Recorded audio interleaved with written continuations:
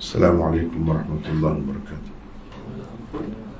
Bismillahirrahmanirrahim. Alhamdulillah rabbil alamin. Wassalatu wassalamu ala asyrafil anbiya'i wal mursalin wa ala alihi wa ashabihi ajma'in. Allahumma 'allimna ma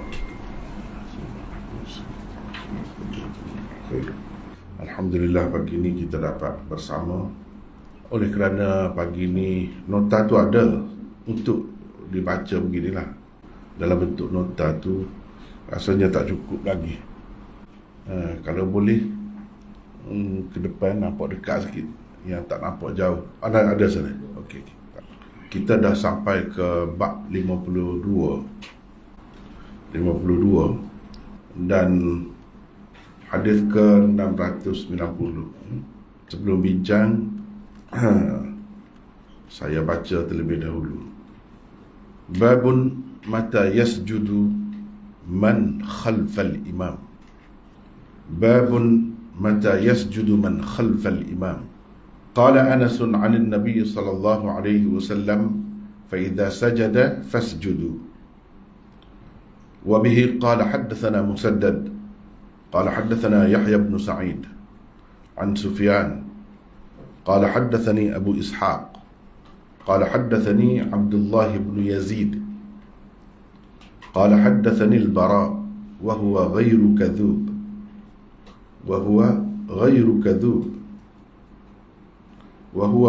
كذوب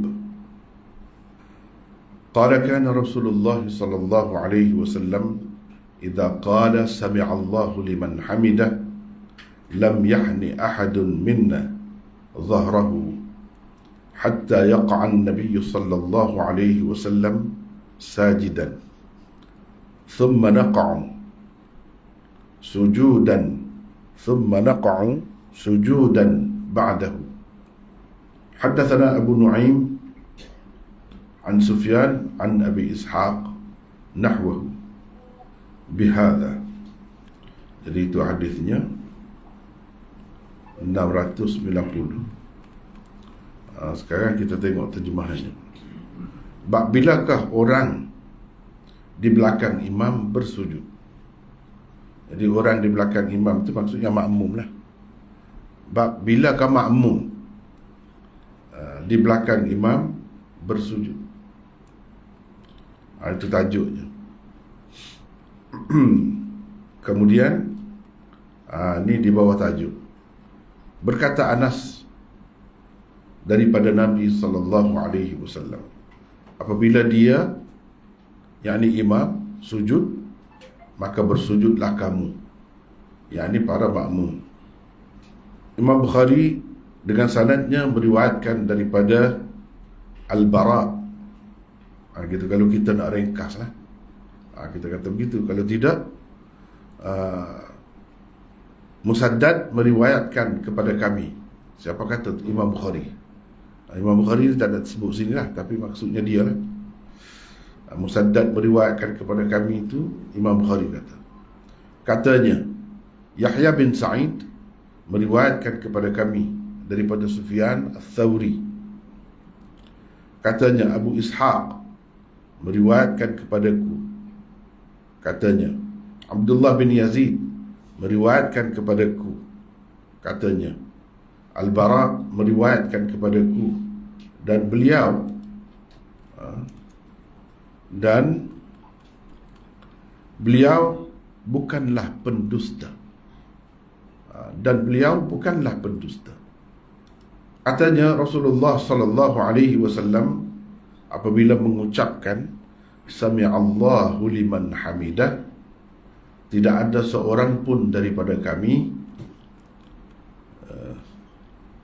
yang membungkukkan belakangnya sebelum Nabi sallallahu alaihi wasallam benar-benar bersujud. Setelah itu barulah kami bersujud. Setelah Nabi benar-benar sujud, barulah kami sujud. Abu Nu'aim telah meriwayatkan kepada kami daripada Sufyan, daripada Abi Ishaq, hadis yang sama mafhumnya dengan hadis ini. Kemudian ini bab lain pula.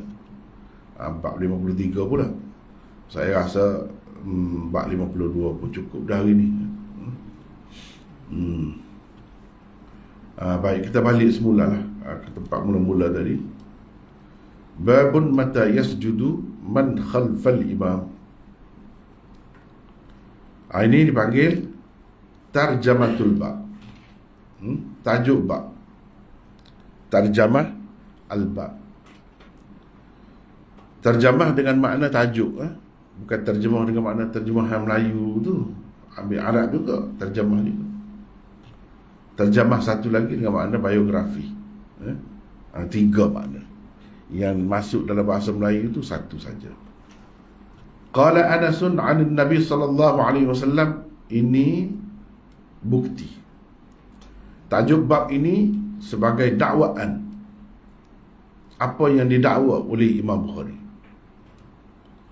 Mana bukti dakwaannya? Ini. Itu kita kena tahu dulu. Bukti kepada dakwaannya. Dia kata bila orang di belakang imam nak sujud, sesoalannya ini jawab dia. Anas meriwayatkan daripada Nabi sallallahu alaihi wasallam, bila imam sujud baru kamu sujud. Itu jawapan. Bukti bagi dakwaan, orang panggil. Tajuk tu dia berupa dakwaan. Dan jawapan ataupun bukti kepada dakwaan itu dia sebut di bawah tu. Kadang-kadang tak ada. Kadang-kadang tak ada. Dia terus di bawah tu hadis terus. Kadang-kadang bukti tu banyak, bukan satu yang disebut di bawah tajuk bab. Ini satu saja dia sebut. Dan yang satu tu pun disebutkan dalam bentuk ta'liq. Ta'liq ni namanya ta'liq. Qala Anas 'an Nabi ni ta'liq orang panggil. Riwayat ta'liq Imam Bukhari. Maknanya riwayat yang sanadnya tidak lengkap, di bahagian bawahnya tak ada, terus dia sebut atas. Terus sebut Anas, lepas tu daripada Nabi SAW. Ini dipanggil riwayat ta'liq ataupun riwayat mu'allaqah, hadis mu'allaq. Kalau orang yang belajar usul hadis dia tahulah hadis mu'allaq. Mana hadis yang diriwayatkan secara ta'liq, maksudnya dia tak ada sanad. Di bahagian bawah dia daripada Imam Bukhari. Cuba tengok sini kan. Kalau kita tengok sini, daripada Imam Bukhari berapa ramai ni? Nak sampai kepada Barak ni. Ni semua sanad. Ini musnad namanya. Kalau macam ni ada sanad lengkap daripada Bukhari sampai kepada Nabi, lengkap sanadnya, dipanggil ini riwayat musnadah, hadis musnad. Adapun yang tadi hadis mu'allaq, riwayat itu riwayat secara ta'liq dipanggil. Rawahul Bukhari ta'liqan. Kalau dia sebut gitu tu maksudnya yang tadilah. Imam Bukhari meriwayatkan secara ta'liq, iaitu macam ni. Qala Anas. Ini riwayat juga. Ini riwayat juga, tapi riwayat secara ta'liq. Apa sebab? Sebab tadilah. Kalau riwayat sanad dia penuh, itu riwayat musnad orang panggil. Hadis musnad. Semua ni kena bincang lah. Bahkan kalau kita tengok dalam syarah-syarah Arab asal tu, panjang benar lah. Panjang. Setiap satu tu bincang tu.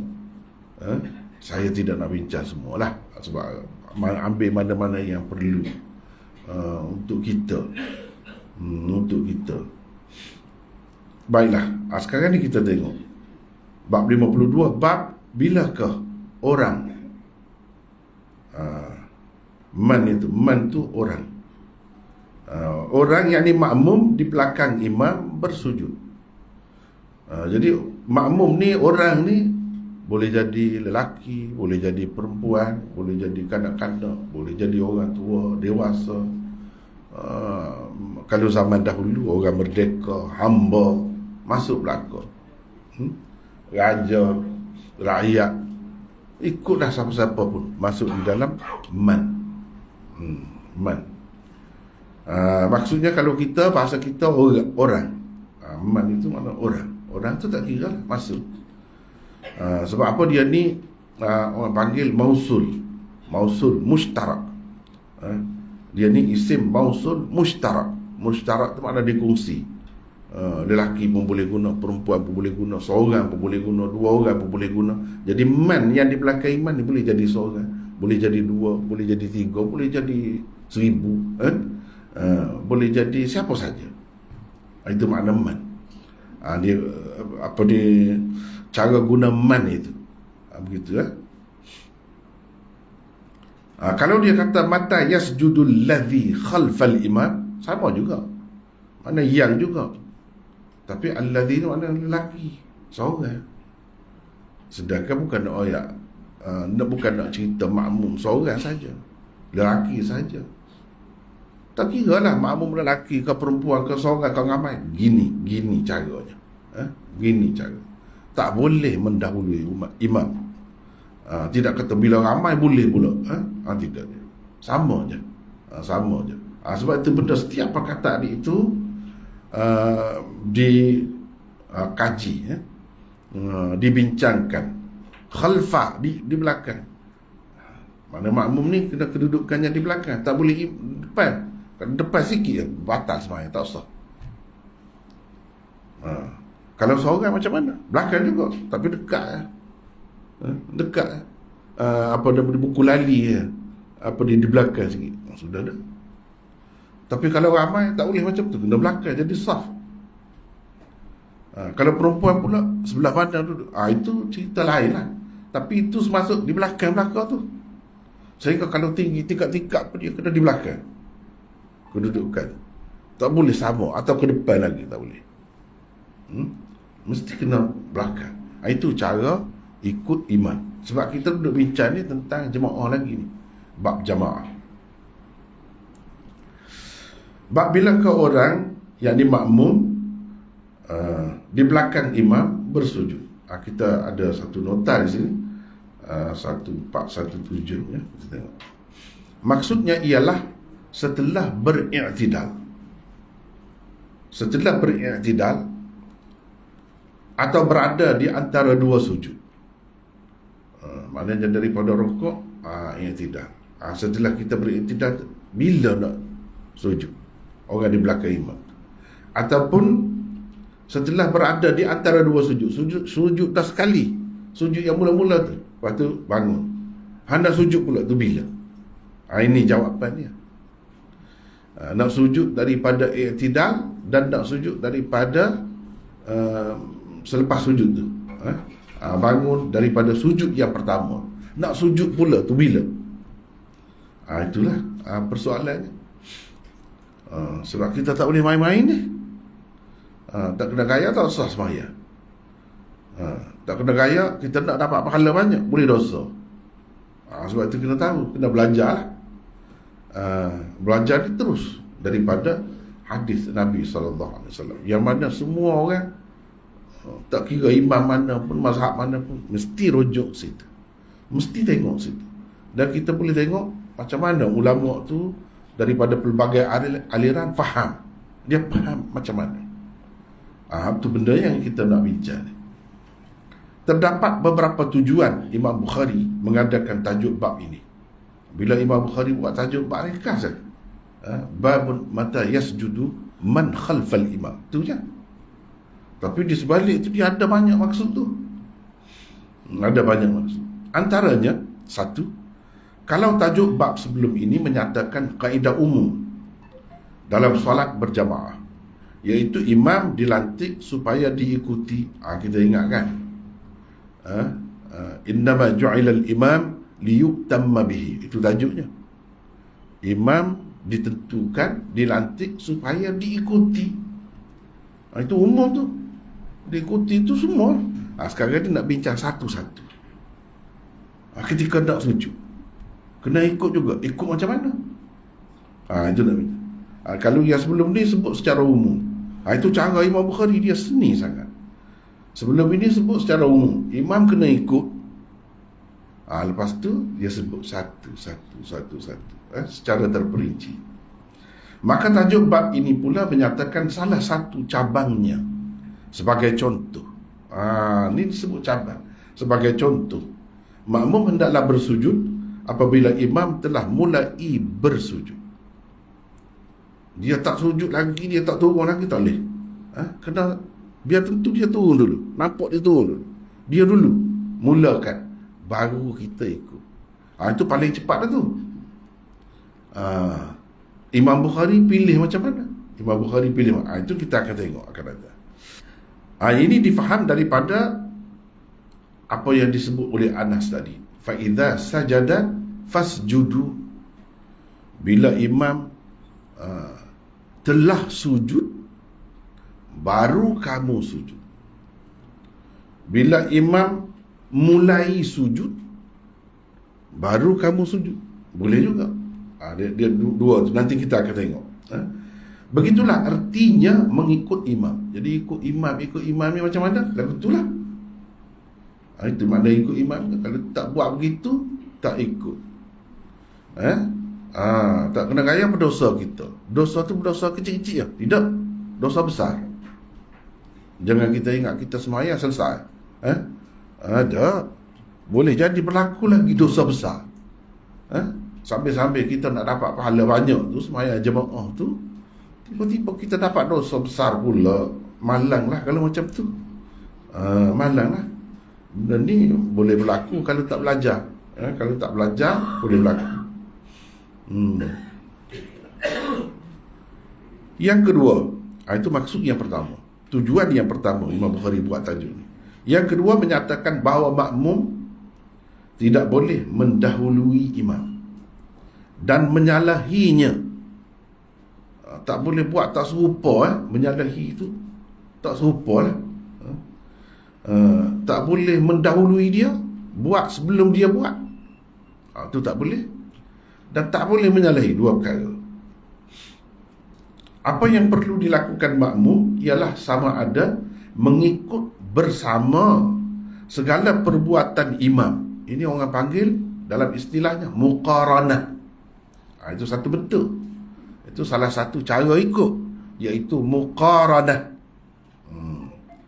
Atau menyusuli imam pada segala perbuatannya. Itu dipanggil mu'aqabah. Mu'aqabah. Jadi kita bila kata ikut imam ni sama ada muqaranah ataupun mu'aqabah.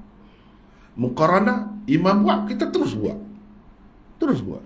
Dia turun sujud, kita turun juga bersama dia. Tapi dia dulu sampai. Jangan kita dulu sampai. Jangan kita dulu sampai. Dia bangun daripada sujud, biar dia tentu bangun. Kita pun bangun hampir-hampir bersama dia juga. Tapi dia dulu sampai. Jangan kita dulu sampai. Itu maksudnya muqaranah. Kalau macam tu. Satu lagi, dia tentu jelas sujud, dahi dia letak di lantai dia, baru kita turun. Itu mu'aqabah namanya. Atau dia bangun daripada sujud, tentu dia bangun dulu. Dia duduk tegak, baru kita bangun. Itu mu'aqabah namanya. Dua cara. Muqaranah berarti menyertai imam pada perbuatan-perbuatannya. Perbuatan baca tak kira.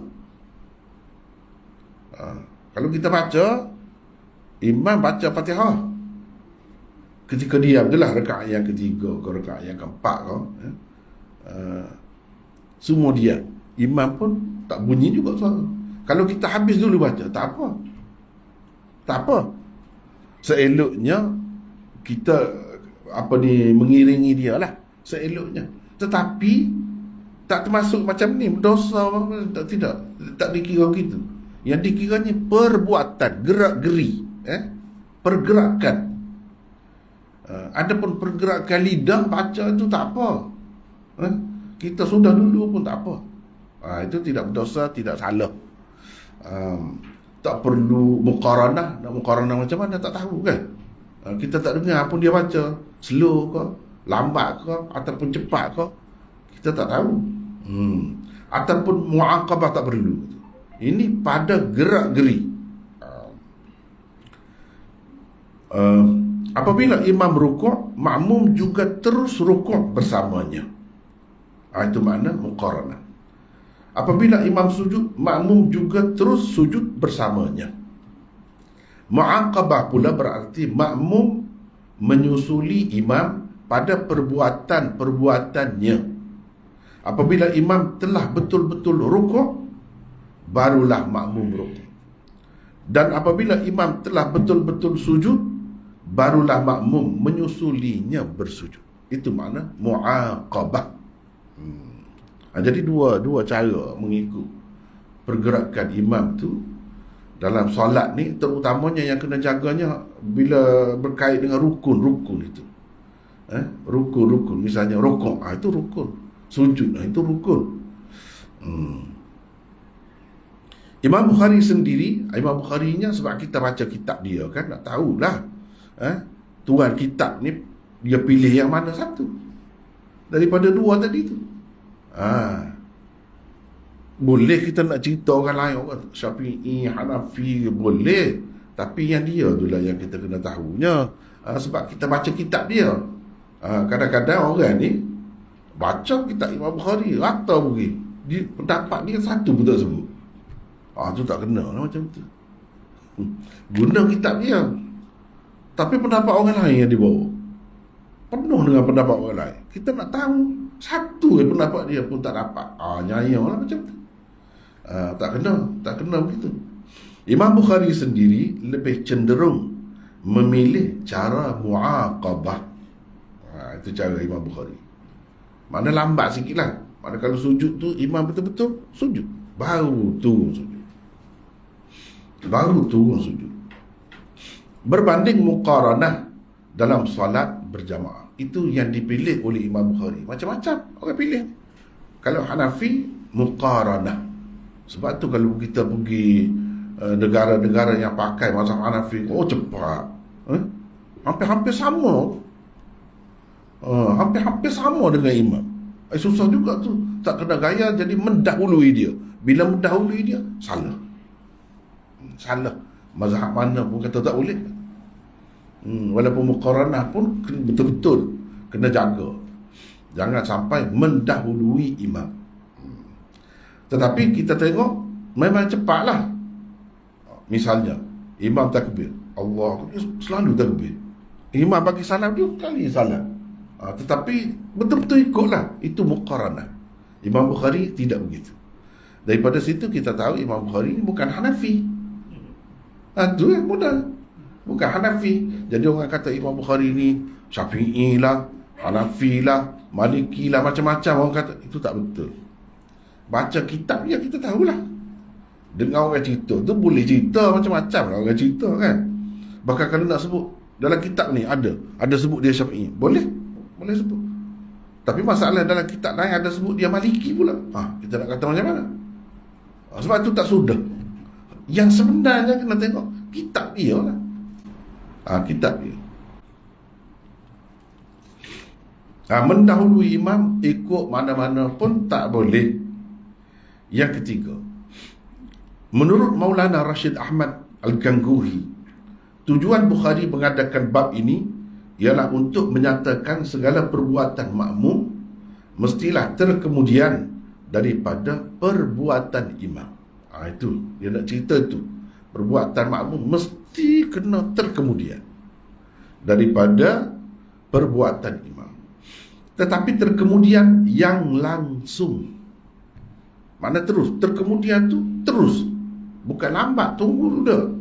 Itu bagi dia lah. Sebab dia Hanafi. Sebab itu bila kita baca kitab tu, kita kena tengok dia ni siapa? Hanafi. Patutlah. Itulah yang dinamakan muqaranah bila faslin. Muqaranah bila faslin. Muqaranah tanpa pemisahan. Mana terus, langsung. Cara seperti itu memang ada dinukilkan daripada Imam Abu Hanifah. Memang ada riwayat daripada Imam Abu Hanifah begitu caranya. Mana kita nampak di situ dia pilih muqaranah. Dia pilih muqaranah. Dan muqaranah bila faslin. Muqaranah terus. Bagaimanapun kalau imam, ni cara dia ni. Walaupun dia muqaranah, tapi dia bagi peringatan. Ni cara orang alim, orang yang betul-betul mahir. Beginilah. Bagaimanapun kalau imam seorang yang sudah sangat tua, menyebabkan pergerakannya menjadi lambat, atau pergerakan imam memang lambat walaupun ia masih muda, ada juga begitu. Ada juga Ustaz, memang cara dia begitu. Dia muda, boleh dia nak cepat. Maka perbuatan makmum hendaklah menyusuli perbuatan imam. Itu kena jaga sangat. Makmum mestilah menunggu sehingga imam betul-betul telah melakukan sesuatu perbuatan yang merupakan rukun dalam solat, seperti rukuk, sujud dan lain-lain. Tujuannya ialah supaya ia tidak mendahului imam. Jadi orang-orang yang pakai cara muqaranah tu kena jaga sangat. Jadi kena ikut imam ni bukan dalam permulaan melakukan rukun itu, dalam kesudahan dia, hujung dia pun kena ikut dia juga. Jangan mula-mula rokok tu saja kita selepas dia, lepas tu kita bangun tu dulu. Tak boleh. Tak boleh. Sebab boleh jadi pergerakan dia lambat. Kita kena tunggu dia. Sama juga sujud. Kita sujud memang selepas dia, tapi bangun tu sebelum dia. Tak boleh. Muqaranah kena beringat sangat. Kalau orang pakai cara itulah, kena beringat sangat. Tapi kalau mu'aqabah, selamat.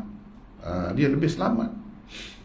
Tidak akan kita kata akan berlakulah mendahului imam tu, yang sangat-sangat dilarang. Tidak akan berlakulah kira-kiranya. Yang keempat, menyatakan makmum sama sekali tidak boleh mendahului imam dalam apa perbuatan sekalipun. Itu makna ikut imam.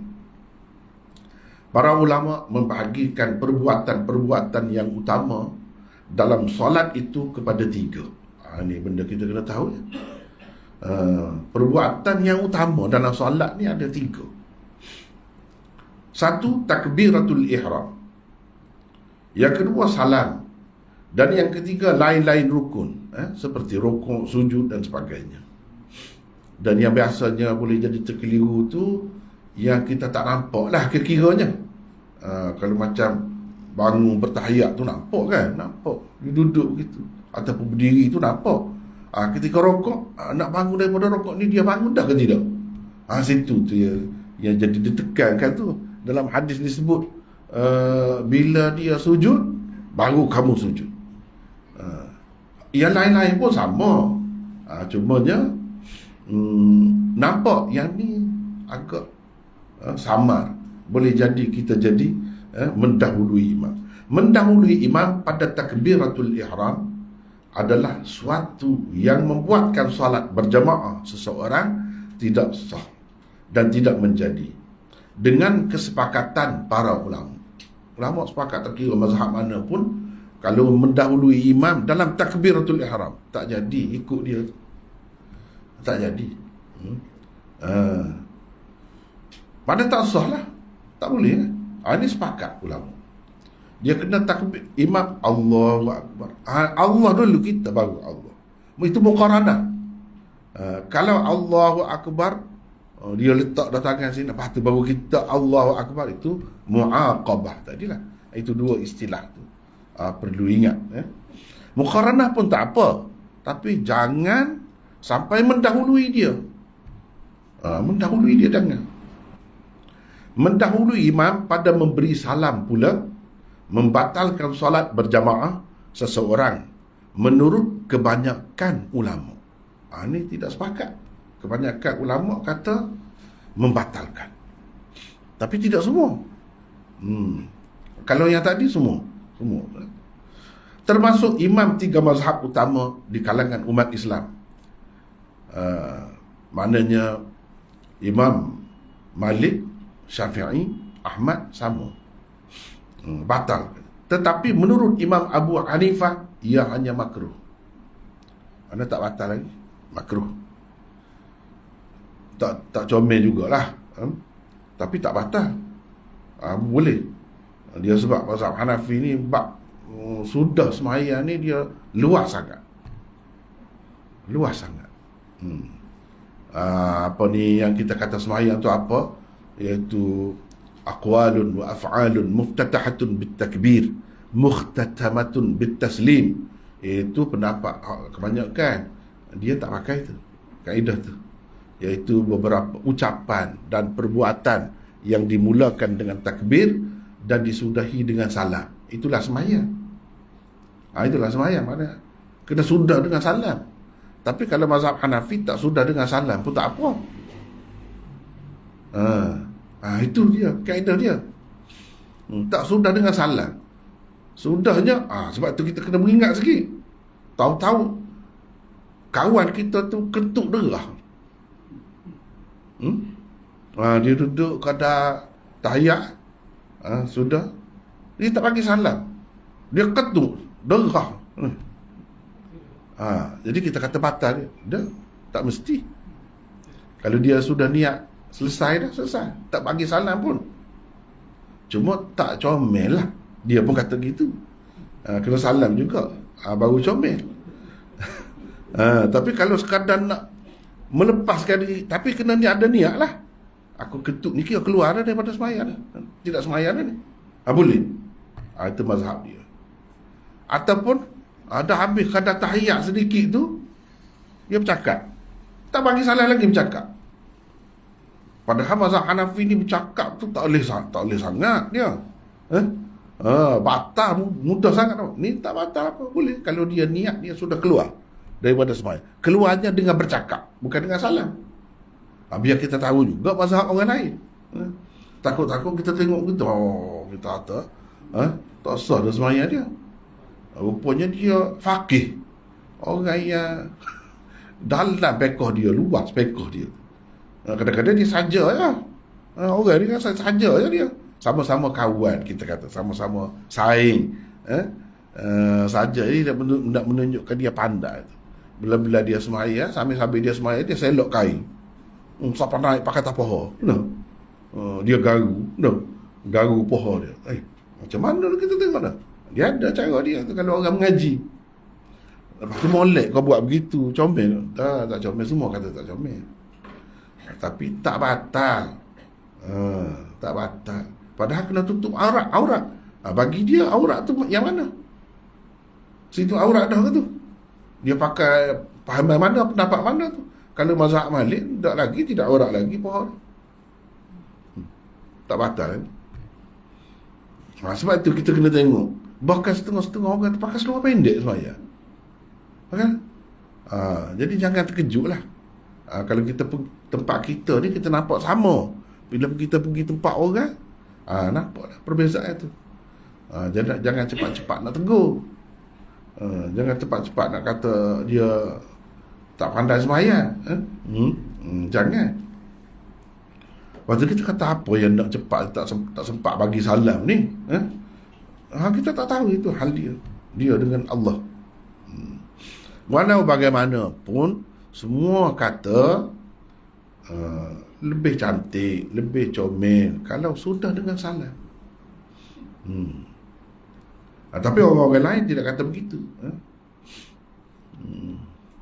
Walaupun kebanyakan ulama sepakat tentang tidak terbatalnya salat makmum yang mendahului imam pada perbuatan-perbuatan salat yang lain, namun paling tidak pun mereka mengatakan perbuatan seperti itu makruh tahrimi hukumnya. Makruh dekat dengan haram. Tak sebut haram saja. Mana tak comel lah mendahului imam ni. Perbuatan-perbuatan salat yang lain, tetapi tak comel lah. Bagaimanapun golongan ulama Zahiriyah. Jadi biar kita tahu banyak macam-macam mazhab bila belajar hadis ni. Sebab gini, hadis ni tempat rujukan semua, bukan orang Syafi'i saja ni. Rujuk pada hadis. Orang Zahiriyah pun rujuk juga. Kita kata kita tak pernah bertemu ni. Yalah, kita tak pernah bertemu. Tapi kalau bertemu, ulama Zahiriyah dan Imam Ahmad dalam salah satu riwayat yang dinukilkan daripadanya berpendapat mendahului imam tidak kira pada perbuatan mana sekalipun, semuanya membatalkan solat. Berat pula dia situ. Tak kira mendahului apa pun. Rokok kau sujud, kau bangun daripada rokok, kau bangun daripada sujud, ke apa saja pun membatalkan solat. Berat tu. Itu pendapat golongan Zahiriyah. Dan pendapat, salah satu pendapat Imam Ahmad. Imam Ahmad dia ada banyak pendapat. Pendapat dia yang lain kata tidak begitu. Baik, itulah sekadar perbincangan tentang tajuk bab Imam Bukhari. Jadi bila dia kata mata yasjudu man khalfal imam, sebenarnya dia nak menarik perhatian kita kepada khilaf di kalangan ulama tentang itu. Bila nak sujud? Jadi ada dua cara sekurang-kurangnya, secara muqaranah dan mu'aqabah. Walau bagaimanapun tak boleh mendahului imam. Kemudian kalau kita tidak ikut cara tu, menyalahi hadis tu yang Nabi kata idza sajada fasjudu, bila dia sujud baru kamu sujud. Kalau kita tidak buat begitu, jadi macam mana? Makna kita mendahului dia lah, berdosa. Sembahyang sah, mengikut jumhur ulama sah, tapi berdosa. Boleh juga berlaku kita sambil berdosa, sembahyang kita sah, boleh. Tapi mengikut Imam Ahmad dan Zahiriyah tak sah. Jadi benda antara sah dengan tak sah ni kena beringat lah, kena jagalah. Baiklah. Seterusnya nota ini kata Anas ni daripada Nabi SAW, apabila dia, yakni imam, sujud, maka sujudlah kamu, maka bersujudlah kamu, yakni para makmum. Apa maksud dia di bab hari ni? Macam saya sebut tadilah, secara ringkasnya tajuk bab itu merupakan dakwaannya, apa yang didakwanya, ataupun soalan, jawapan dia. Ni tajuk bab merupakan bila. Tengok ni, ini jawapan dia. Ada kalanya tajuk bab itu merupakan dakwaan, jadi yang di bawah dia tu buktinya. Jadi kalau kamu kata kemudian, apa buktinya? Ni buktinya. Bila nak sujud orang di belakang imam, kita kata selepas imam. Apa bukti? Ni bukti. Jadi orang yang belajar hadis ni bukan orang yang belajar hadis saja. Yang tidak belajar hadis pun sepatutnya kena tahu dalil itu, bukti itu. Cuba kita tengok Imam Bukhari ni cara. Dia tidak dakwa saja. Dia tidak bagi soalan saja, dia bagi jawapan. Jawapan itu dengan hadis. Dengan hadis. Itulah ahlul hadis. Dia jawab dengan hadis. Bukan jawab fikiran dia tau. Dia jawab dengan hadis. Tapi fikiran pun guna juga. Bukan maknanya jawab dengan hadis tu tak guna fikiran langsung. Tak. Guna fikiran. Misalnya, bila dia sujud, maka sujudlah kamu. Maka tu duduk kemudian tu. Dia kena berlaku ini dulu tu. Orang panggil fi'il syarat dulu. Bila dia sujud, dia kena berlaku yang tu dulu. Baru, sebab itu kita terjemah, baru kamu sujud. Sebab itu orang panggil jawab syarat. Jadi guna fikiran tu, belajar tu. Kita belajar berlaku. Semua belajar. Lepas tu fa pula. Fa tu mesti kemudian.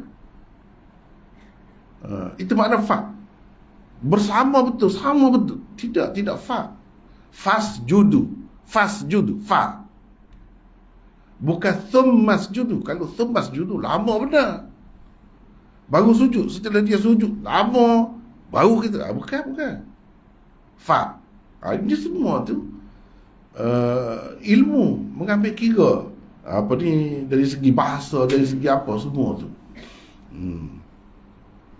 Baik, kita tengok sini 1418. Kesesuaian athar Anas yang dikemukakan secara ta'liq oleh Bukhari ini dengan tajuk babnya adalah kerana ia menjawab soalan, bilakah orang, yakni makmum di belakang imam bersujud? Athar Anas menjawab bahawa ia sujud apabila imam sujud. Itu jawab dia. Tajuk bab soalan ini riwayat ta'liq ni secara jawapannya. Kalau kita kata asar, kalau kita kata hadis pun sama, boleh juga ya. Mengambil kira dia ambil daripada Nabi sallallahu alaihi wasallam juga. Menurut Hafiz Ibn Hajar, ia adalah sebahagian daripada hadis Anas yang tersebut di dalam bab sebelum ini. Sebelum ni kita dah baca dah. Imam itu dilantik untuk diikuti. Bila dia rokok, kamu rokok. Bila dia sujud, kamu sujud. Jadi ini sebahagian daripada hadis sebelum ini. Di bawah babu ijabit takbir nanti akan tersebut dengan lafaz yang tersebut di sini daripada saluran riwayat Al-Laits daripada Az-Zuhri yang betul-betul sama ni. Itu di dalam bab ijabut takbir, bukan dalam riwayat yang lepas. Dalam riwayat yang lepas tu tidak betul-betul sama gitu. Kalau nak tengok sama beginilah. Kemudian di sini bincang panjang lagi. Saya tidak nak sebut panjang lah, sekadar tu pun cukup dah. Kalau nak kira dalam kitab-kitab tu, syarah tu, Hafiz Al-Aini bantah pendapat Ibnu Hajar ni. Dia kata tak betul gitu tu. Tak betul. Padahal betul dah yang Hafiz Ibn Hajar tu betul-betul dah. Sebab itu dia sebut di bawah bab ijabut takbir nanti, itu yang tepatnya. Tetapi yang sebelum ni menunjukkan begitu dah, walaupun lafaz dia tidak betul-betul sama. Tak apalah, dia perbahasan dia tu kita biarkan begitulah. 1419. Kemudian kita masuk hadis ya. Haddatsana Musaddad qala haddatsana Yahya bin Sa'id, dan seterusnya di sini kita bertemu dengan salah seorang perawi dia, iaitu Abu Ishaq, ambil daripada Abdullah bin Yazid Al-Khatmi. Ini kita baru bertemu. Kalau yang sudah bertemu dah tu tak perlulah. Jadi siapa Abdullah bin Yazid Al-Khatmi ni? Dia meriwayatkan daripada Bara. Dia meriwayatkan daripada Bara. Dia ni sahabat ke, dia ni tabi'i ke, dia macam mana? Jadi kita kena tahu tabaqat ataupun peringkat-peringkat perawi itu. Dia 1419. Cuba tengok. Beliau ialah Abdullah bin Yazid bin Zaid bin Husain. Husain, bukan Husain dah.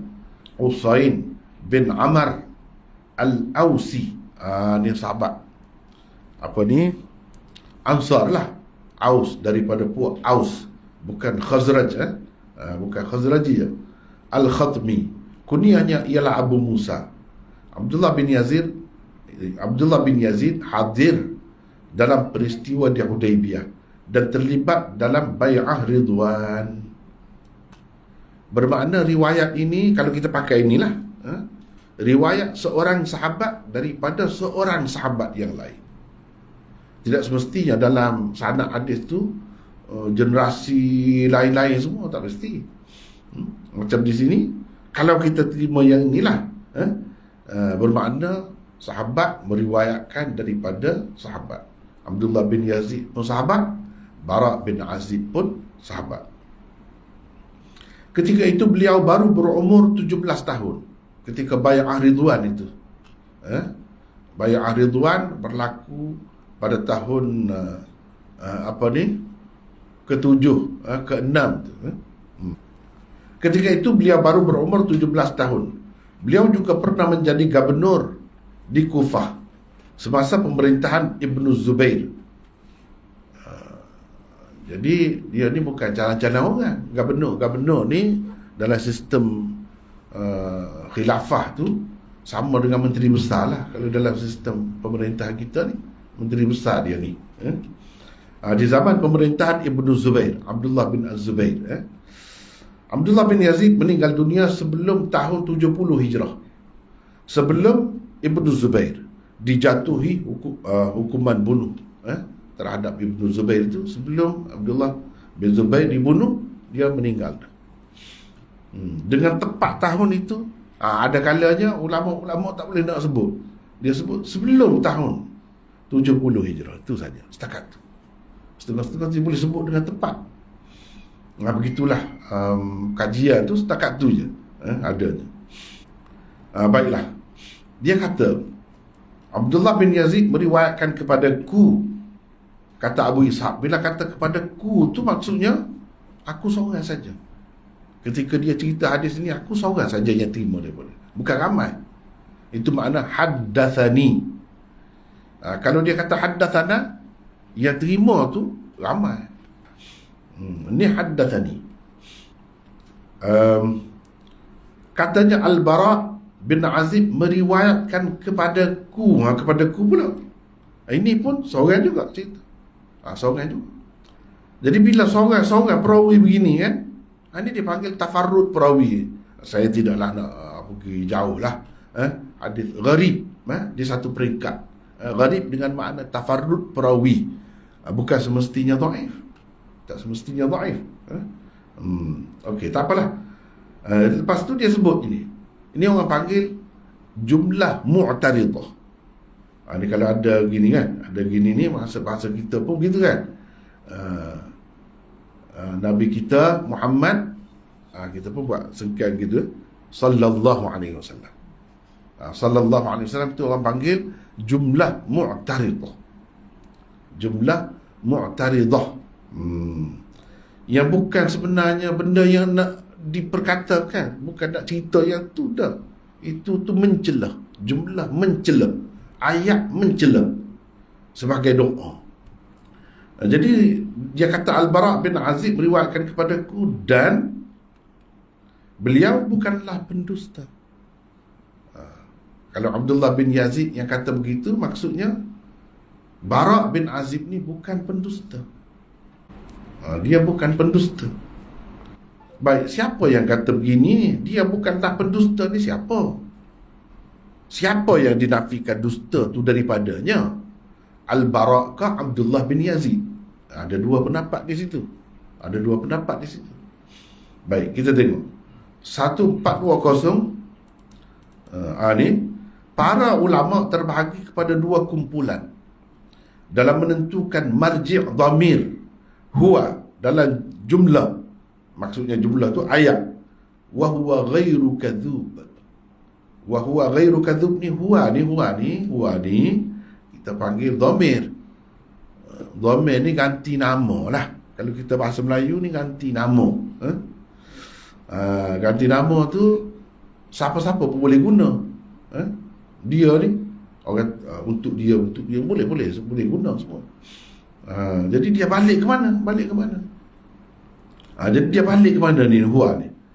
Balik, tempat balik dia tu itu dipanggil marji' dhamir. Jadi kita kata misal Ahmad pulang ke rumahnya. Nya tu siapa? Nya tu balik kepada Ahmad lah. Dia menanggalkan baju. Dia tu siapa? Ahmad tadi lah. Itu cara dia dipanggil marji' dhamir. Saya bahasa Melayu boleh kecek, tapi nak anggap dia dipanggil tu marji' dhamir tu.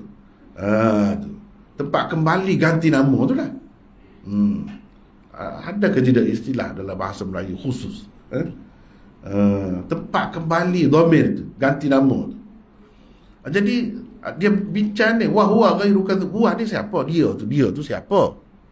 Sebab boleh jadi dua orang di sini ni, antara Abdullah bin Yazid dan Bara' bin Azib, antara dua tu. Bukan cerita tentang orang lain, tentang ia perawi di bawah lagi, tidak.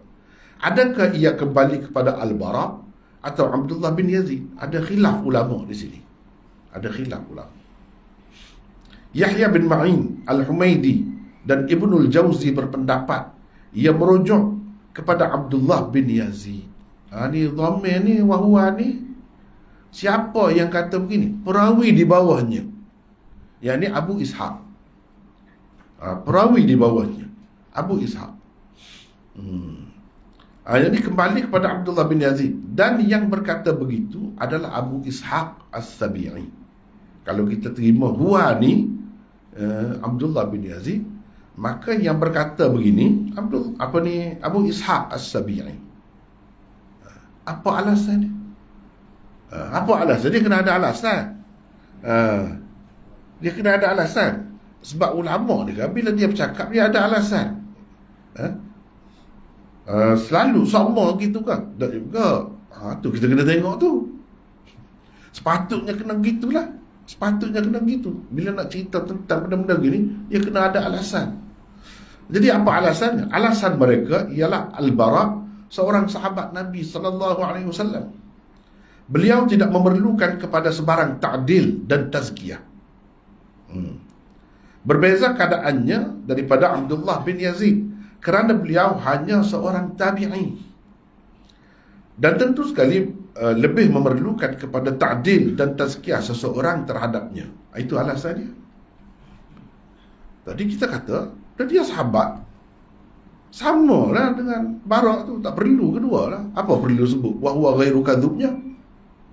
Dan kalau kedua-dua tu sahabat, masalahnya mereka ni tak terima Abdullah bin Yazid tu sebagai sahabat. Sebab itu kita dah sebut dah tadi, ada khilaf di situ.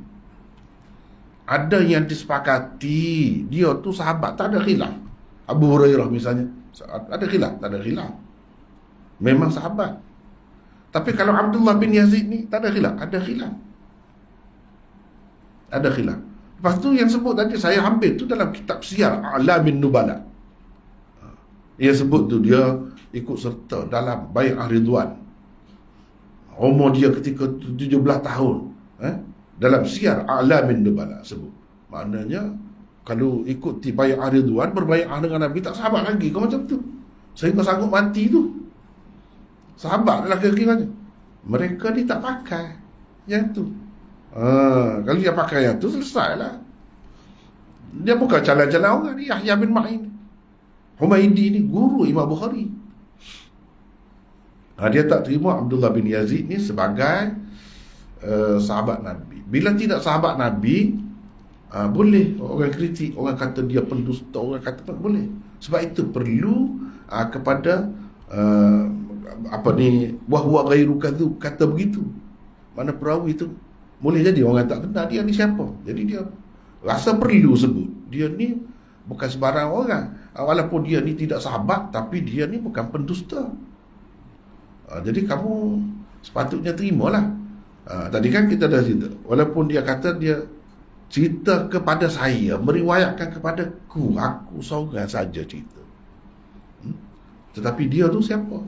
Dia tu bukan pendusta. Dia kata Barak cerita kepada ku seorang, bukan orang lain dengar pun. Jadi kamu kena ingat, dia ni bukan pendusta. Dia tu tidak sahabat, mengikut mereka ini. Jadi sekurang-kurangnya hari ni kita tahu ya, ada juga sahabat yang tidak disepakati. Ada yang kata dia sahabat, ada yang kata tidak. Bukan semua sahabat tu disepakati, tidak. Ini antara yang tidak disepakati ulama. Jadi dia lah yang perlu kepada ta'dil itu. Bila kata dia tidak pendusta, dia tidak pendusta, maknanya macam tazkiyah lah untuk dia, kredit untuk dia. Macam kita sebut dia baik lah, dia orang baik, supaya cerita dia tu diterima. Tapi bagi orang yang kata dia ni sahabat, seperti akan datang, cepat apa kita tengok. Pandangan golongan ini ada kewajarannya jika dia ambil kira pendapat segolongan ulama yang mengatakan Abdullah bin Yazid itu hanya seorang tabi'i. Kalau kita ambil pendapat itu, munasabah lah. Kalau kata dia ni wahuwa ghairu kadhub ni, huwa ni balik kepada dia, munasabah lah. Tetapi jika diambil kira pendapat golongan ulama yang mengatakan Abdullah bin Yazid juga seorang sahabat, maka tidak ada apa-apa perbezaan lagi di antaranya dan Barak bin Azib. Tak ada beza lagi. Sahabat dia sekecil-kecil sahabat pun ya, sama mengikut kita Ahlus Sunnah wal Jamaah. Dari segi dia tu adil. Adil ni mana kita tak perlu bahas dah tentang dia ni betul kau cakap ni, dia ni penipu ke tidak. Tak ada. Tak boleh kata begitu. Kena terima bila kata sahabat ni sebagai baik, kena terima begitu. Sebab itulah dia ada kata-kata ulama tu, as-sahabah kulluhum udul. Sahabat-sahabat ni semuanya adil. Tak kira macam mana pun. Kecil macam mana pun. Dia berjumpa dengan Nabi semasa dia masih kecil lagi. Kira-kiranya boleh diterima sebagai sahabat lah. Pun begitu. Itu kelebihan sahabat tu. Berbeza dia daripada yang lain-lain. Jadi kalau kita belajar hadis ni, yang ada orang kata jarh, kritikan atau sebut tak baik, itu berkenaan dengan perawi-perawi di bawah daripada sahabat. Sahabat tak terlibat, tak kena. Itu kelebihan. Apa sebab? Sebabnya sahabat ini disebut baik oleh Allah dalam Quran. Bukan main-main, bukan orang biasa. Yang kita terima orang ni sebagai perawi hadis sahih, siapa kata? Manusia juga yang kata. Ulama ni pun kita terima. Apatah lagi kalau Tuhan nak pertikai apanya. Itu alasan Ahlussunnah wal Jamaah. Begitulah. Sebab apa kita tak boleh pertikai? Sebab sahabat ini Allah sebut dalam Quran baik, tak pernah sebut tak baik. Kalau ada sebutlah macam keterlanjuran dia, lepas tu mesti ada sebut Allah maafkannya. Mesti ada. Itu keadaan sahabat tu begitu. Afallahu anhum. Mesti ada ayat-ayat seperti itu. Kalau ada sebut keterlanjuran, kesilapan pun. Lepas tu bukan Allah saja yang kita kata mentakdilkan. Nabi pun begitu juga. Dengan sebab itu Ahlussunnah angkat tangan.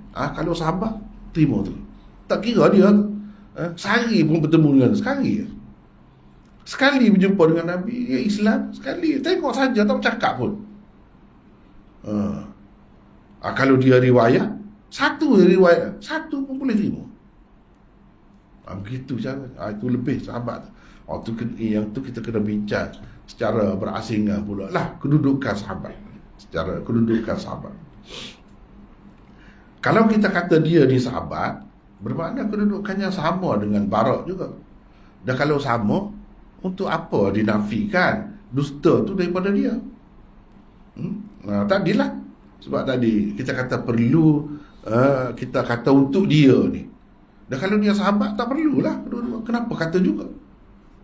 Dan pelik juga kan. Kalau kita tengoklah perkataan itu, kadzub, kadzub dia, saya pun ada sebut sini, sirah mubalaghah dia. Sirah mubalaghah, menunjukkan sangat.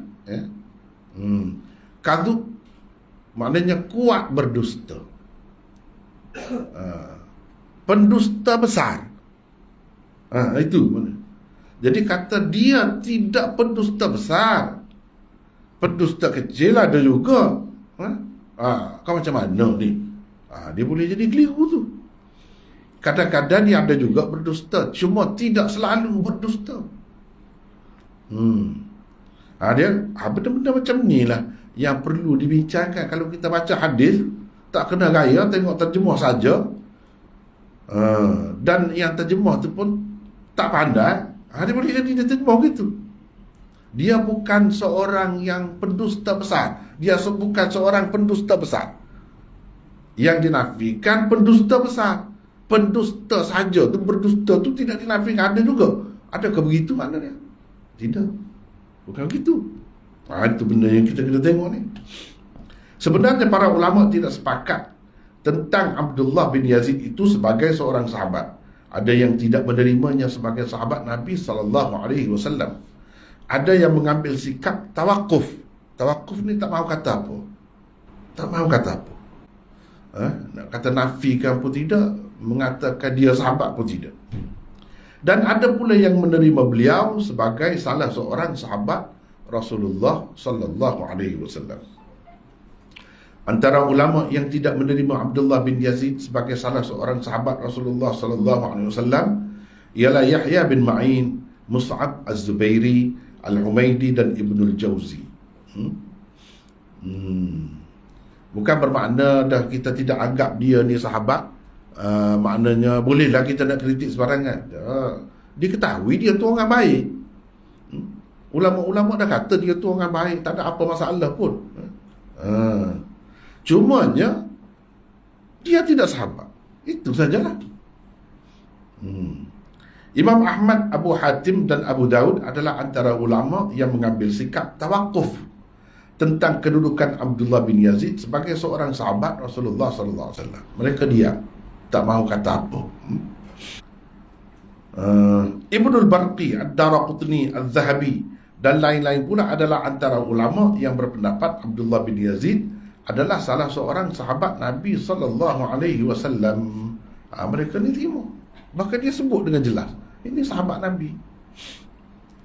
Al-Khattabi, Qadhi Iyad, An-Nawawi dan Hafiz Ibn Hajar pula berpendapat dhamir huwa. Huwa ni kembali kepada Bara' bin Azib. Ni dia kata ni huwa tadi, wa huwa ghairu kadzub. Dia bukan pendusta. Dia tu maksudnya Bara' bin Azib, bukan Abdullah bin Yazid, bukan. Dia ada khilaf di situ tu, perbezaan pendapat. Dan yang berkata begitu adalah Abdullah bin Yazid. Abdullah bin Yazid yang kata begitu. Cuma apa perlunya Al-Bara' kepada ta'dil seperti itu? Apa perlu? Bukankah dia seorang sahabat yang memang adil pada pandangan Ahlus Sunnah wal Jamaah? Dia tu semua diterima oleh semua sebagai sahabat Nabi. Jadi untuk apa dikatakan wa huwa ghairu kadzub tu? Tiba-tiba kata begitu. Kata-kata Abdullah bin Yazid bahawa Al-Bara' bukan pendusta bukanlah untuk mentakdil atau mentauthikkannya. Bukan nak suruh orang kata dia thiqah, malah untuk menguatkan riwayat dan apa yang dikatakannya sahaja. Untuk menguatkan itu saja. Sebab ada orang baca Quran, sadaqallahul azim, dia kata. Apa Allah tak benar ke? Allah tak benar? Allah berdusta ke? Ada ketika berdusta ke? Kenapa kata begitu? Jadi kata tu tidak semestinya nak menafikan dusta, nak kata dia ada juga berdusta, tidak. Itu sebagai menguatkan sahaja, menyatakan keyakinan kita bahawa kita percaya dia tu benar. Itu sama juga di sini. Tidak semesti kalau kata dia bukan pendusta tu, nak kata nak mentaufikkan dia, mentakdilkan dia. Tidak. Ini semata-mata nak menguatkan riwayat dia. Bila orang yang tidak berdusta kata sesuatu, sepatutnya kita terima, kan? Begitulah. Kata-kata Abdullah bin Yazid itu menurut An-Nawawi berarti Al-Bara' telah meriwayatkan kepadaku dan dia seorang yang tidak tertuduh. Tidak tertuduh. Sebagaimana kamu semua tahu. Oleh itu percayalah kepada apa yang aku riwayatkan daripada inya ini. Sebab kadang-kadang bila orang cakap begitu kan, kita tak tahu latar belakang dia, memang pening. Tapi kalau tahu latar belakang, tak jadi masalah lah. Tak jadi masalah. Misalnya kalau kita bercakap dengan orang-orang Khawarij yang menuduh setengah-setengah sahabat itu sebagai tidak adil. Sebagai tidak adil. Sebab apa? Sebab sahabat ni begini-gini misalnya. Jadi kita nak kata kepada dia, ni orang yang aku riwayat hadis ni daripada dia, ni bukan golongan yang kamu tak percaya tu. Golongan yang kamu percaya lah, sebab dia tidak terlibat dalam apa yang kamu kata tu. Kan golongan Khawarij kata semua jadi fasik. Yang sokong Sayyidina Ali pun jadi fasik juga. Yang sokong Muawiyah pun fasik juga, kata dia, jahat. Dia kata yang tidak terlibat dengan perang sebelum tu, itu yang bagus, kita terima yang tu. Yang ni kita tak mahu terima riwayat dia. Kan kepada orang-orang seperti itu perlu kita kata bahawa dia ni kenapa, untuk apa kita tak terima, kenapa, apa alasan kita tak mahu terima riwayat dia. Kalau mengikut pandangan kamu sekalipun sepatutnya kamu terima, sebab dia tak terlibat dalam semua tu, dalam peperangan yang menyebabkan kamu kata mereka tu jahat. Dia tidak. Jadi sepatutnya kamu terima. Begitu. Antara buktinya ialah bukti bahawa wahwa ghairu kadzub, huwa tu balik kepada Al-Bara' bin Azib. Dia kena ada bukti, kita nak kata ni. Nak tarjihkan, kita nak kata yang ni kuat, yang ni kurang kuat. Dia kena ada bukti. Apa buktinya? Iaitu hadis Abdullah bin Yazid yang diriwayatkan oleh Ibnu Khuzaimah di dalam sahihnya melalui saluran riwayat Muharib bin Dithar. Katanya, aku mendengar Abdullah bin Yazid berucap di atas mimbar. Katanya, Al-Bara meriwayatkan kepadaku dan beliau bukan seorang pendusta. Jadi jelas ini ni. Jelas ini. Dia kata ni bila? Ketika dia naik mimbar. Dia kata Al-Bara meriwayatkan kepadaku dan beliau bukan seorang pendusta. Jelas. Dia yang kata. Bukan orang lain. Bukan perawi di bawahnya lagi. Iaitu Abu Ishaq As-Sabi'i. Bukan. Ini bukti. Sebab apa begitu? Sebab dia perasan semasa dia jadi gubernur tu, ada orang di belakang dia ni semaya macam mendahului dia. Jadi dia nak cerita lah dia ada. Sebelum dia cerita hadis ni, dia kata macam ni lah. Hadis At-Tabarani menjelaskan sebab kenapa Abdullah bin Yazid menyampaikan hadis 690 dan hadis yang diriwayatkan oleh Ibnu Khuzaimah itu kepada orang ramai. Kenapa? Sebabnya ialah beliau mengimami orang ramai di Kufah. Mereka meletak kepala, yang ini bersujud sebelum beliau meletak kepala, yang ini bersujud dan mengangkat kepala. Kenapa saya tak kata bangun daripada sujud ataupun bersujud saja? Sebab lafaz hadis tu begitu. Jadi sepaksalah saya kena kata mereka meletak kepala.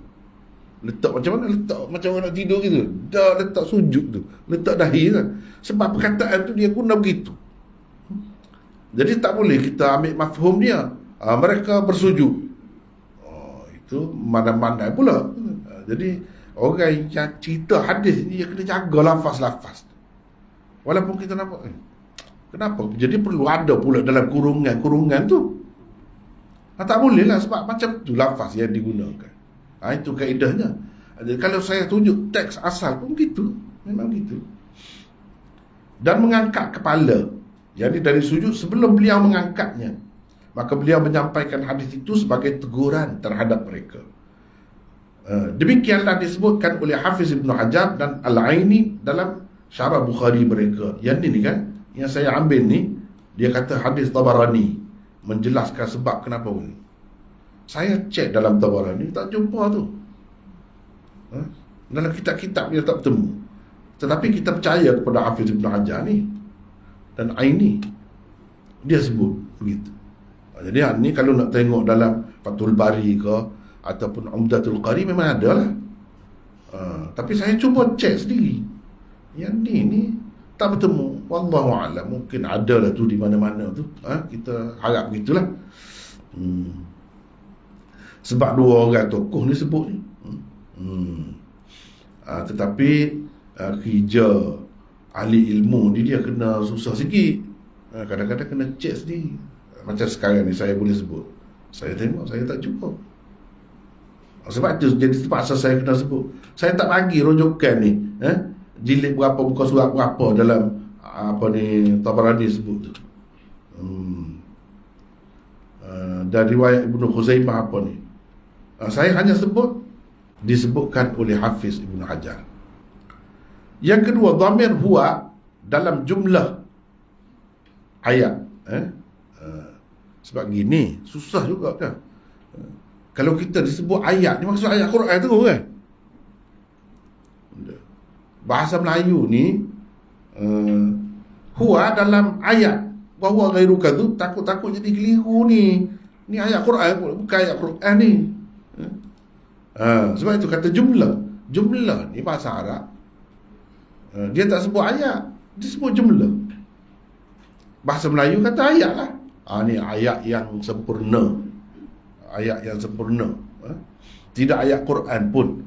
Dia sebut ayat. Jadi saya sebut yang asal, jumlah. Maksudnya ayat, bukan ayat Quran. Lebih patut kembali kepada marji' yang dekat. Itu mengikut kaedah lah. Orang yang belajar bahasa Arab, dia tahu. Kalau antara dua ni, nak balik kepada Abdullah bin Yazid ke nak balik kepada Bara'? Mana yang dekat? Yang dekatnya dekat dengan Bara' bin Azib. Jadi dhamir tu, ganti nama tu sepatutnya balik kepada dia. Itu salah satu kaedah tu. Bukan Abdullah bin Yazid. Seperkara lagi yang mungkin juga menimbulkan kekeliruan pada jumlah, yakni ayat wa huwa ghairu kadzub, itu ia telah digunakan dalam sirah mubalaghah yang saya sebut tadi, sirah mubalaghah. Yang pada asalnya berarti sangat dusta. Dia bukan seorang yang sangat dusta, sangat gitu. Kalau begitu, ia hanya menafikan sangat dusta, yakni kadzubiyah sahaja daripada Al-Bara' atau Abdullah bin Yazid. Ia tidak menafikan dusta secara mutlak, yakni kadzibiyah daripadanya. Seolah-olahnya sifat dusta itu masih diterima juga ada padanya, sebab perkataan yang diguna tu kadzub. Ini dari segi perkataan yang diguna tu nak bahas. Sebab takut mungkin, iyalah kepada kita yang tak belajar ni, tak apalah. Kepada yang belajar ni kata, kenapa? Apa maknanya kata ghairu kadzub? Ni menafikan sangat dusta, tidak menafikan semua sekali dusta tu, licin dah. Kalau kita kata dia tidak dusta, itu barulah menafikan dusta secara mutlak. Ni menafikan sangat dusta. Apa maknanya? Macam kita kata gini, bahasa Arab kata orang yang makan, akilun, akil, orang yang makan. Orang yang berahi makan, kuat makan, akul, akul, kadzub, sama. Kalau kita kata dia bukan berahi makan, lain dengan daripada kita kata dia bukan makan. Dia bukan makan, atau dia tidak makan, dengan dia tidak banyak makan, lain. Apa makna? Kenapa gini? Dia sebut gini. Sebab itu jawapan bagi kemuskilan ini ialah sirah mubalaghah di sini tidak dipakai dengan makna asalnya. Itu kita kena tahu tu. Sebab tu orang-orang duduk kata mesti kena ada belajar bahasa Arab dengan kuat, dan kemas sungguh. Sebab apa? Kalau tidak, benda-benda macam ni boleh berlaku. Bila kita berhadapan dengan ini, susah. Bahawa sirah mubalaghah ni kadang-kadang perkataan itu diguna, tapi makna dia tak boleh pakai dengan makna asal dia. Kalau pakai jadi rusak, macam tadi lah. Kalau begitu kamu menafikan sangat saja, kamu tidak menafikan dusta. Artinya boleh jadi ada juga sikit sebanyak kadang-kadang dia berdusta, gitulah. Bukan. Lepas tu sebab itu kita kena boleh cerita bahawa sirah mubalaghah kadang-kadang diguna, tetapi makna asal dia tidak dipakai. Yang dipakai ialah makna dusta tu sendiri. Sebab itu saya terjemah, dia bukan pendusta. Bukan saya kata dia bukan sangat pendusta, sangat kuat berdusta. Pendusta saja, dia bukan pendusta. Cuba tengok terjemahan tadi. Sebaliknya, ia hanya dipakai dengan arti ghairu dhi kadzib. Wa huwa ghairu dhi kadzib. Yang ni bukan pendusta. Yang saya terjemah tadi gini lah. Maknanya bukan sangat pendusta dah. Okay. Walaupun makna perkataan asal dia memang gitu. Penggunaan sirah mubalaghah dengan arti sifat biasa itu banyak juga digunakan di dalam Al-Quran. Jadi kita nak kata, kamu kata tidak diguna dengan makna ni pula, sedangkan makna asal dia begitu. Apa bukti dia? Banyak dalam Quran pun ada. Maknanya dalam bahasa Arab ni kadang-kadang dia guna begitu. Dia guna begitu. Misalnya, wa ma rabbuka bizallamin lil abid. Zallam ni. Zallam ni. Itu sirah mubalaghah. Kalau nak kira sangat zalim. Zalim itu maknanya, kita Melayu pun kata zalim juga, yang zalim, penzalim. Tapi kalau zallam, sangat zalim. Jadi apakah yang dinafikan di sini? Tuhan tu sangat zalim saja yang dinafi, zalim sikit-sikit ada. Begitu ke? Tidak. Ni cuba kita tengok ni terjemahan dia. Dan hak akhir, dan Tuhanmu tidak sekali-kali berlaku zalim. Tidak berlaku zalim kepada hambanya. Sekali-kali tidak. Bukan. Tuhanmu bukan sangat zalim. Tuhanmu bukan sangat zalim. Ada. Tuhanmu bukan zalim. Itu maksud dia. Bukan zalim. Perkataan zalam adalah sirah mubalaghah. Mana asalnya ialah sangat zalim. Di dalam firman Allah ini, ia tidak dipakai dengan makna asalnya. Sebaliknya, ia hanya dipakai dengan makna dhi zulmin. Wa ma rabbuka bi zallam, wa ma rabbuka bi dhi zulmin. Gitu maksud dia. Dhi zulmin makna zalim. Jadi wa ma rabbuka bi zallam telah dipakai dengan makna wa ma rabbuka bi dhi zulmin. Dan Tuhanmu tidak sekali-kali berlaku zalim. Sikit pun zalim tak ada. Apatah lagi zalim yang banyak, sikit pun tak ada. Jangan pula kita kata zalim sedikit, ada yang dinafikan, banyak zalim itu yang dinafikan. Jangan pula pergi situ. Salah lah kalau macam tu. Salah lah. Jadi semua perkataan-perkataan ini sebenarnya wahwa ghairu kadzub dan sebagainya, itu sebagai menguatkan keadaan. Menguatkan keadaan seseorang itu. Dia bukan nak mentakdilkan dia ataupun menthiqahkan dia, tidak memberi makna begitu ya. Panjang pula habislah situ. Secara ringkas panjang lagi kalau nak bincang.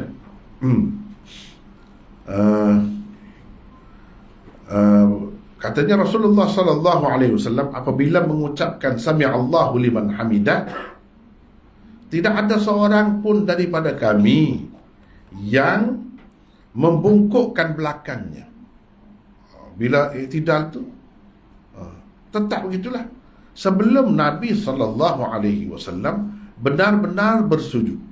Setelah itu barulah kami bersujud. Jadi inilah yang pegangan Imam Bukhari ni, yang kata mu'aqabah tadi tu.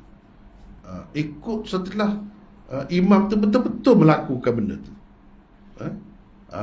Itu makna mu'aqabah, bukan muqaradah. Baiklah.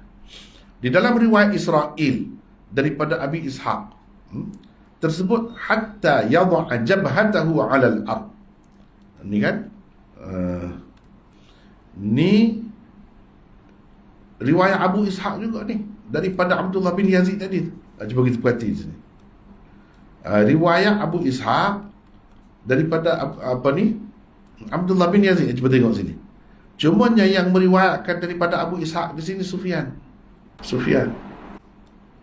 Yang meriwayatkan daripada Abu Ishaq itu ialah Sufyan di sini. Dalam riwayat ni dia berbeza dengan riwayat lain yang diriwayatkan oleh Israel daripada Abu Ishaq.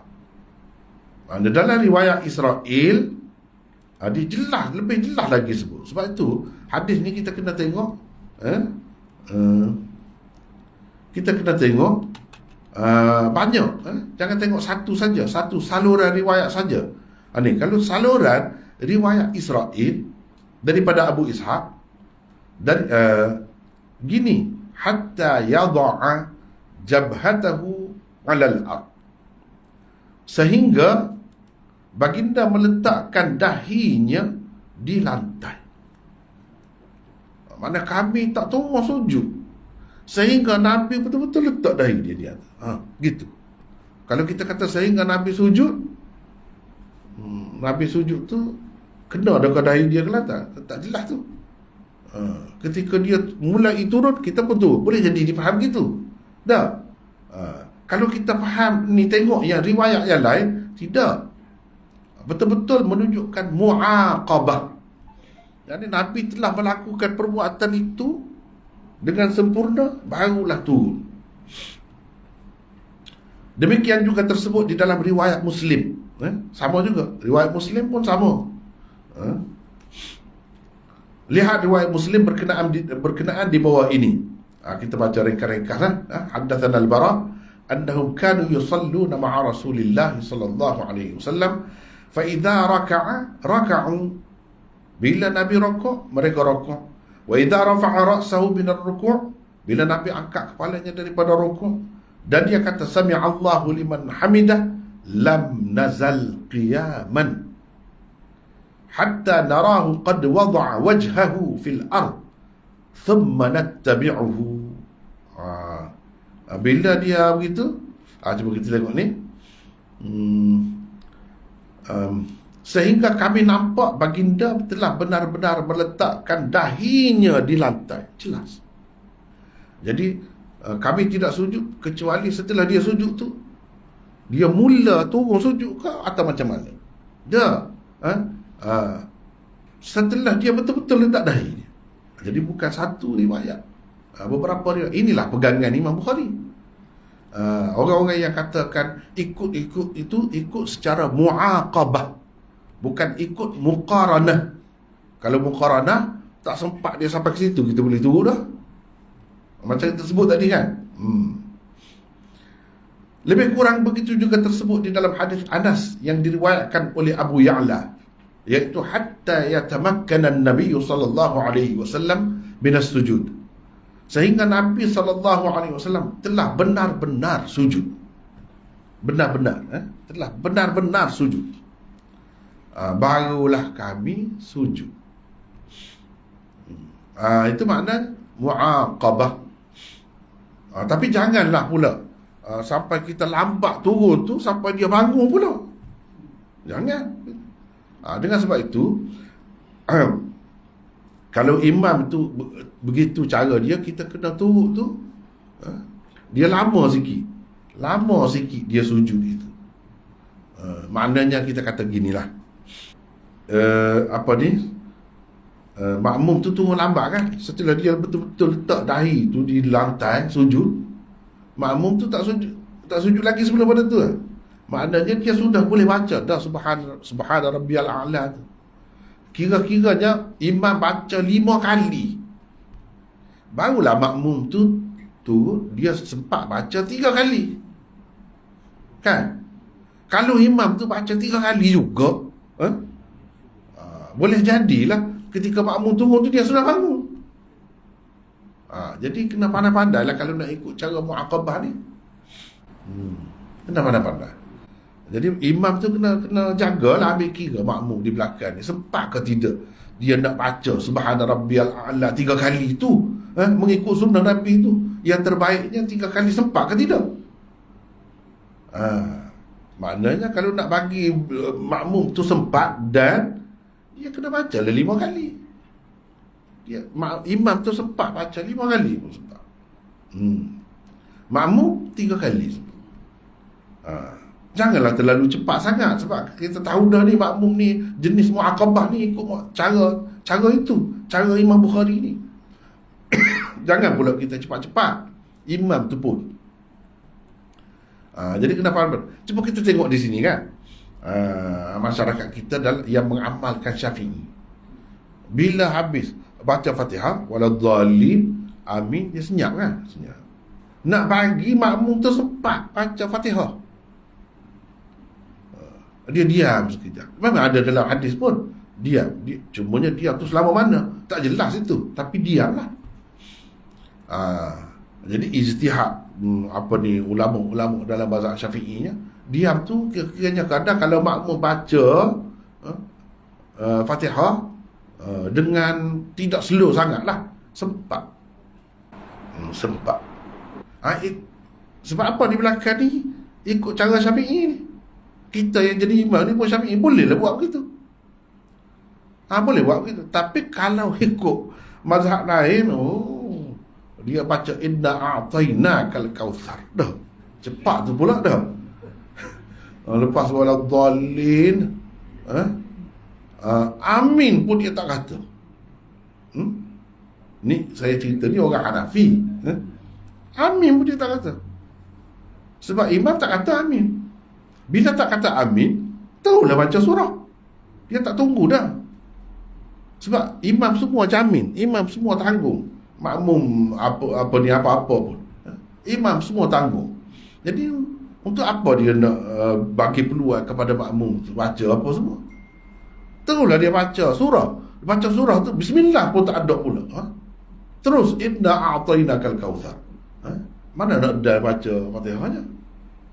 Jadi bila kita berjemaah ni kena ambil kira lah kira-kiranya. Imam pun kena faham yang kita nak ikut cara mana ni. Di belakang kita tu orang macam mana tu. Kira-kiranya kalau nak ikut tadi, imam tu kena baca subhana rabbiyal a'la 5 kali. Boleh ke? Boleh. Tak jadi masalah. Barulah makmum tu sempat 3 kali. Kecuali kalau mukharanah. Kalau mukharanah tu memang imam baca 3 kali, makmum baca 3 kali, boleh. Kalau mukharanah. Tapi kalau ikut cara muaqabah, tak ada. Dia mungkin makmum sempat baca sekali saja atau 2 kali, dah imam dah bangun. Itu cara. Jadi kena jagalah. Sebab itulah senang kalau kita makmum dan imam itu sama cara dia, baru senang. Kalau tidak, susahlah. Yang ni lambat, yang ni cepat kan. Jadi masalah lah. Lepas tu habislah situ. Antara pengajaran, panduan, pedoman dan hukum hakam yang terdapat di dalam hadis ini ialah satu, wajib mengikut imam pada segala perbuatannya ketika salat berjamaah. Wajib wajib. Mana kalau tidak buat begitu berdosa lah. Berdosa. Kalau mendahului imam, berdosa besar. Lepas ni bab yang berikutnya selepas ni, Imam Bukhari buat tajuk dosa orang yang mendahului imam. Dosa. Mestilah kalau sampai berdosa, kalau sampai sebut ancaman begini-begini, dia bukan dosa biasa tu. Itu kaedahnya. Kalau sebut dosa tu teruk jadi. Dosanya apa? Akibatnya kepala jadi kepala himar, tubuh manusia. Nak kan jadi gitu? Nabi kata nak kan jadi gitu? Tak takut kan jadi gitu? Nabi ancam. Maknanya tak boleh buat lah.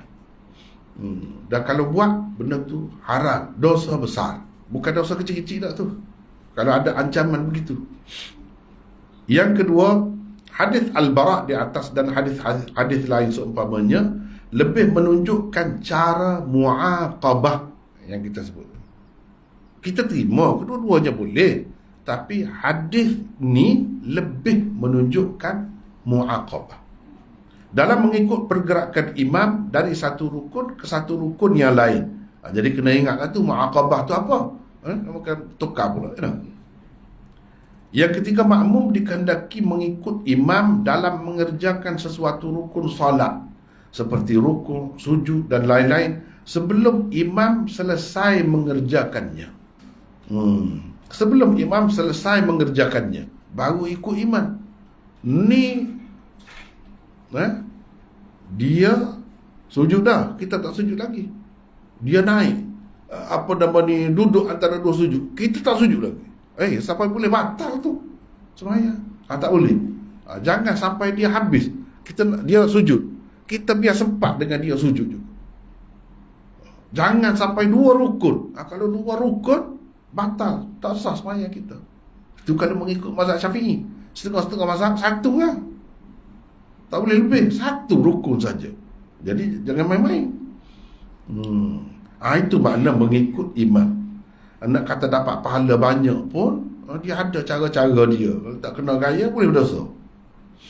Yang keempat, keharusan melihat kepada imam dalam bersolat untuk diikuti segala pergerakannya. Jadi kita nak tahu dia sudah sampai ke lantai ke dahi dia atau tidak, kita kena tengok kan. Jadi tengok tu makruh ke macam mana hukumnya? Tak makruh. Kalau tengok kursi, kata tengok kursi, tu baru makruh. Kalau tengok imam untuk dengan maksud kita nak tunggu dia, itu tak jadi masalah. Mestilah yang boleh tunggu dengan tepat begitu setelah kita tengok. Bukan nak suruh pejam mata ya. Kena tengok. Tengok. Yang kelima, adanya tumak-ninah pada rukuk dan sujud Rasulullah sallallahu alaihi wasallam. Walaupun para sahabat turun bersujud setelah Rasulullah sallallahu alaihi wasallam benar-benar telah sujud dengan meletakkan dahinya di lantai. Kita sebut lantai di sini, sebenarnya dalam hadis sebut al-ard. Dan zaman Nabi dulu betul-betul atas tanah, atas pasir ke, begitu. Maknanya tak mesti begitu. Kalau tak ada pasir, tak ada tanah pun lantai lah. Kalau tanah pun kita kira lantai lah tu. Ataupun rumah begitu. Yang asal dia disebut tanah, bumi, di atas bumi, atas tanah. Mereka tetap sempat mengucapkan Subhana Rabbiyal A'la paling tidak sebanyak 3 kali. Dan kita tahu dah kan Nabi ajar yang sunnahnya 3 kali baca. Takkanlah dia buat begitu, dia bangun cepat sehingga makmum dia ni tak sempat nak baca 3 kali. Menunjukkan ada tumak-ninah lah tu. Lama lah dia lama. Jadi kalau tak ada tumak-ninah ni macam mana? Kadar subhanallah, sekadar tu pun tak ada. Itu tak ada tumak-ninah lah. Kalau cuba dengar. Subhanallah. Sekadar tu sujud. Boleh dah tu. Boleh dah. Ada tumak-ninah dah. Kalau tak sempat, setengah tu pun tak sempat, itu tak ada tumak-ninah tu. Jadi tumak-ninah ni pun rukun juga. Kalau mazhab Syafi'i, jangan kira mazhab Hanafi. Mazhab Hanafi tak. Ini tidak rukun. Jadi kalau dia sembahyang cepat-cepat pun kita kata tak ada tumak-ninah, tak sah sembahyang dia. Jangan kata begitu. Dia ada cara dia. Dia ada cara dia. Cuma dia kata bagus ke juga apa? Dia kata tak bagus. Dia pun kata tak bagus juga. Cuma sembahyang tu sah. Begitu ya. Baiklah. 1422 ni yang terakhir dah. Abu Nu'aim telah meriwayatkan kepada kami daripada Sufyan daripada Abi Ishaq. Tadi kan Sufyan meriwayatkan daripada Abi Ishaq, ni Abu Nu'aim. Daripada Sufyan, bawa lagi lah daripada Abi Ishaq, hadis yang sama mafhumnya dengan hadis ini. Sama mafhumnya dengan hadis ini. Jadi, kalau kita tengok hadis ni kan, yang meriwayatkan daripada Sufyan, kita tengok di sini Yahya bin Sa'id. Jadi Abu Nu'aim meriwayatkan daripada Sufyan, meriwayatkan daripada Sufyan daripada Abi Ishaq nahwahu bihadza. Bila kata nahwahu ni maknanya lafaz dia tidak betul-betul sama. Sebab itu saya terjemah yang sama mafhumnya dengan hadis di atas. Mafhum dia tu sama, makna dia sama, lafaz dia tak sama. Padahal riwayat daripada Sufyan juga, atas ni sama.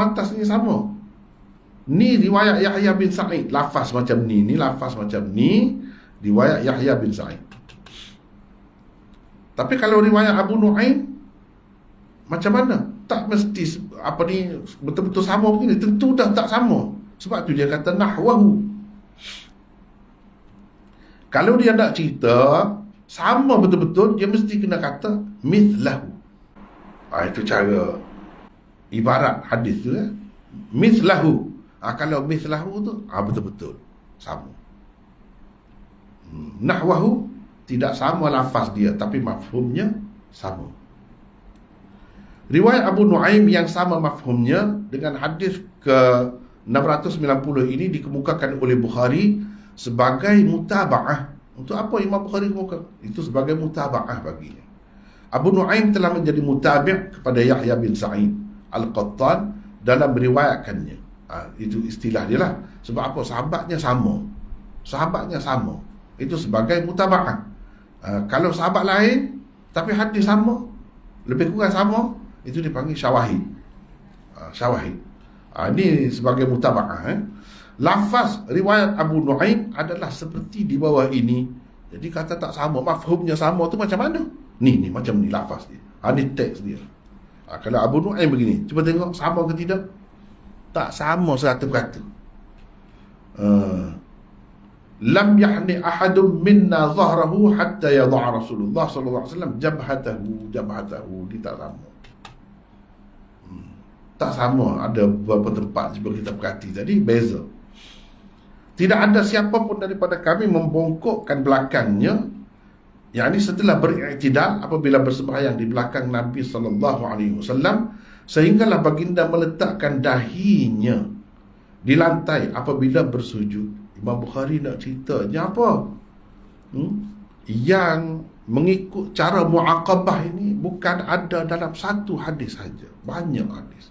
Tu dia nak cerita. Jadi kuatlah kamu nak ikut pun kamu yakin. Sebab apa ni? Bukan satu hadis saja ni yang ikut cara muaqabah ni. Ikut imam. Mukharanah pun ikut imam juga.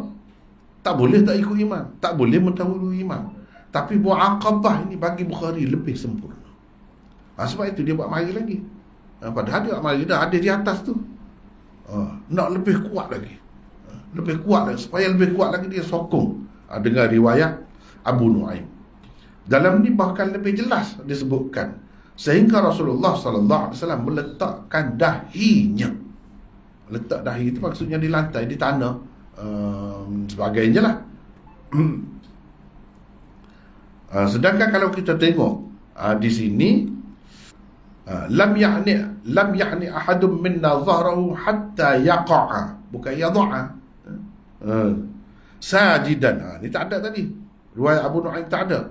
Thumma naqa'u sujudan ba'dahu, kan lafaz yang lain ni. Tadi dia sebut sehingga Rasulullah letakkan dahinya. Maksudnya sama, mafhumnya sama, walaupun lafaznya berbeza. Jadi letak dahi itu di mana? Ketika sujud di lantai lah. Sini sebut sujud, tadi sebut letak dahi. Letak dahi di mana? Kalau rokok tidak letak dahi, ni letak dahi, mestilah sujud juga di sana. Itu cara perbezaan lafaz. Jadi riwayat Abu Nu'aim ni berbeza lafaznya. Kita tahu mana berbeza lafaz. Satu, kita tengok yang sebenarnya pun memang berbeza pun. Yang kedua, Imam Bukhari dah cerita ni nahwahu, bukan mislahu. Kepada orang-orang yang baca hadis dengan faham benda-benda ni, istilah-istilah yang digunakan itu, dia nampak lah. Dia nampak, oh kemas cara dia, kemas betul. Nahwahu. Sebab apa? Memang lafaz dia tak sama, tapi mafhum dia sama. Semuanya menuju kepada mengikut imam secara muaqabah. Waktu Imam Bukhari nak. Imam Bukhari bila dia nak sesuatu kan, dia buat mari banyak. Nampak sikit tak sikit pun banyak sebenarnya. Sebab tu kalau kita tengok yang saya buat tadi kan, banyak riwayat di dalam kitab ni buat begitu. Walaupun kita tetap hormat kepada orang yang nak ikut secara muqaranah, ikutlah, boleh juga begitu. Ada hadis ke? Ada juga. Tapi bagi Imam Bukhari, ini cara yang terpilih. Jadi setakat itulah dulu untuk hari ini. Masa kita pun dah habis. Wallahu a'lam. Ya, 2 minggu sekali dah. Lewat sikit pun tak apa dah.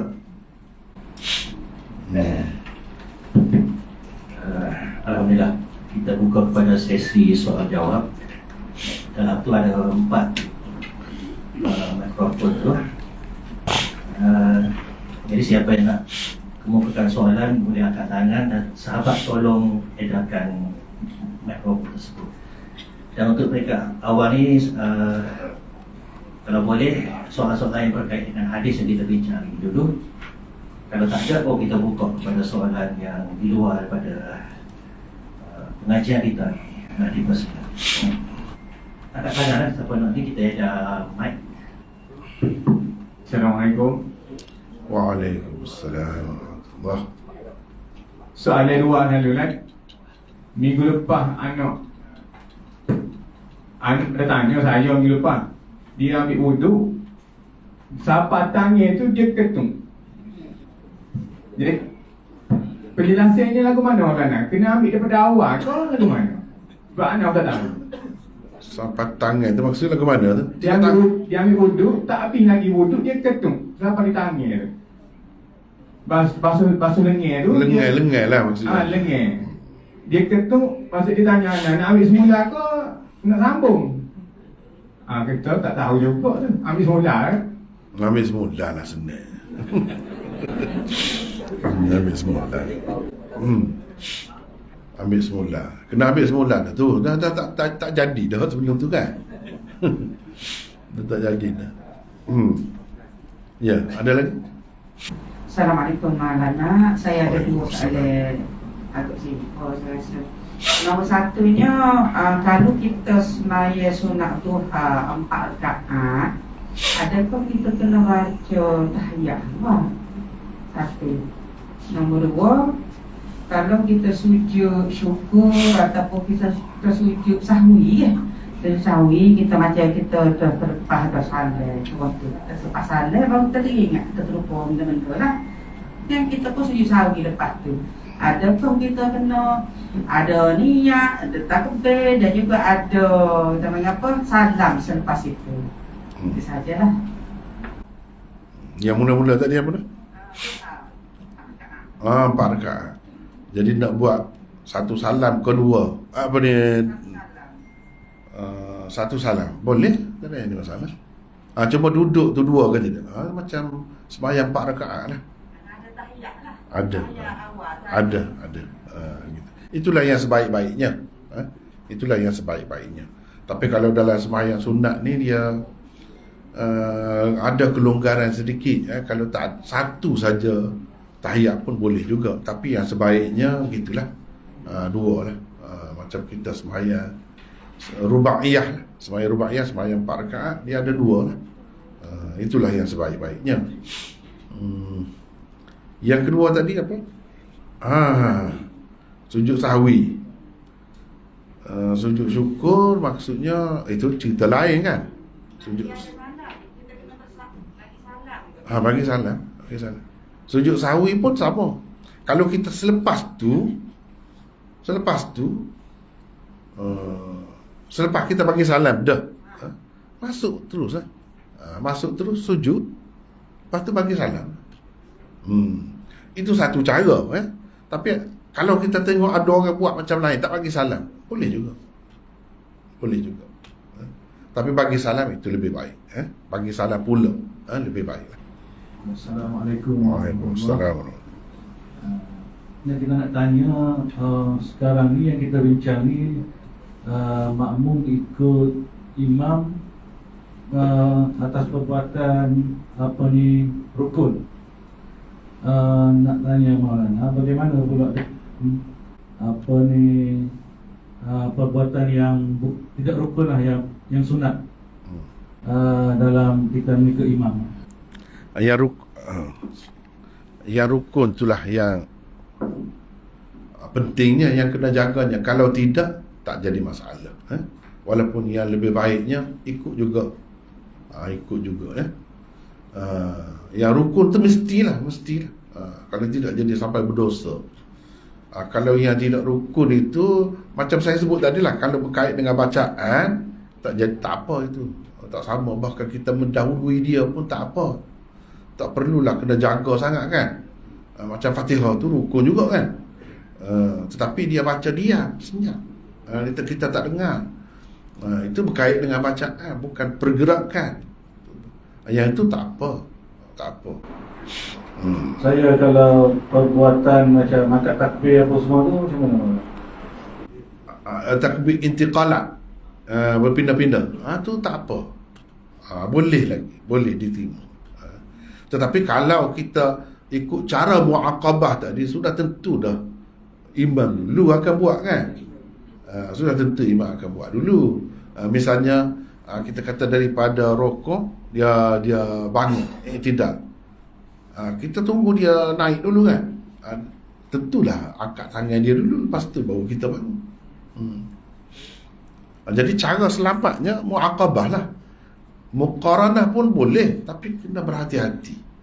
Jangan kita tidak mendahului dia di peringkat awal, di hujung dia kita mendahului dia. Jangan begitu. Dia kena di awal dan di hujung. Ketika nak rokok tu pun ikut dia, ketika bangun daripada rokok tu pun ikut dia. Itu kena jaga. Macam kalau kita tinggal terus macam mana? Yang angkat takbir, bukan takbir, yang takbir apa ni yang tadi. Tinggal tak ada masalah. Tak apa. Ana ada soalan Ya. Tak apa, ambil masa sikit payah nak jumpa Maulana ni. Maulana berkenaan dengan sekarang ni,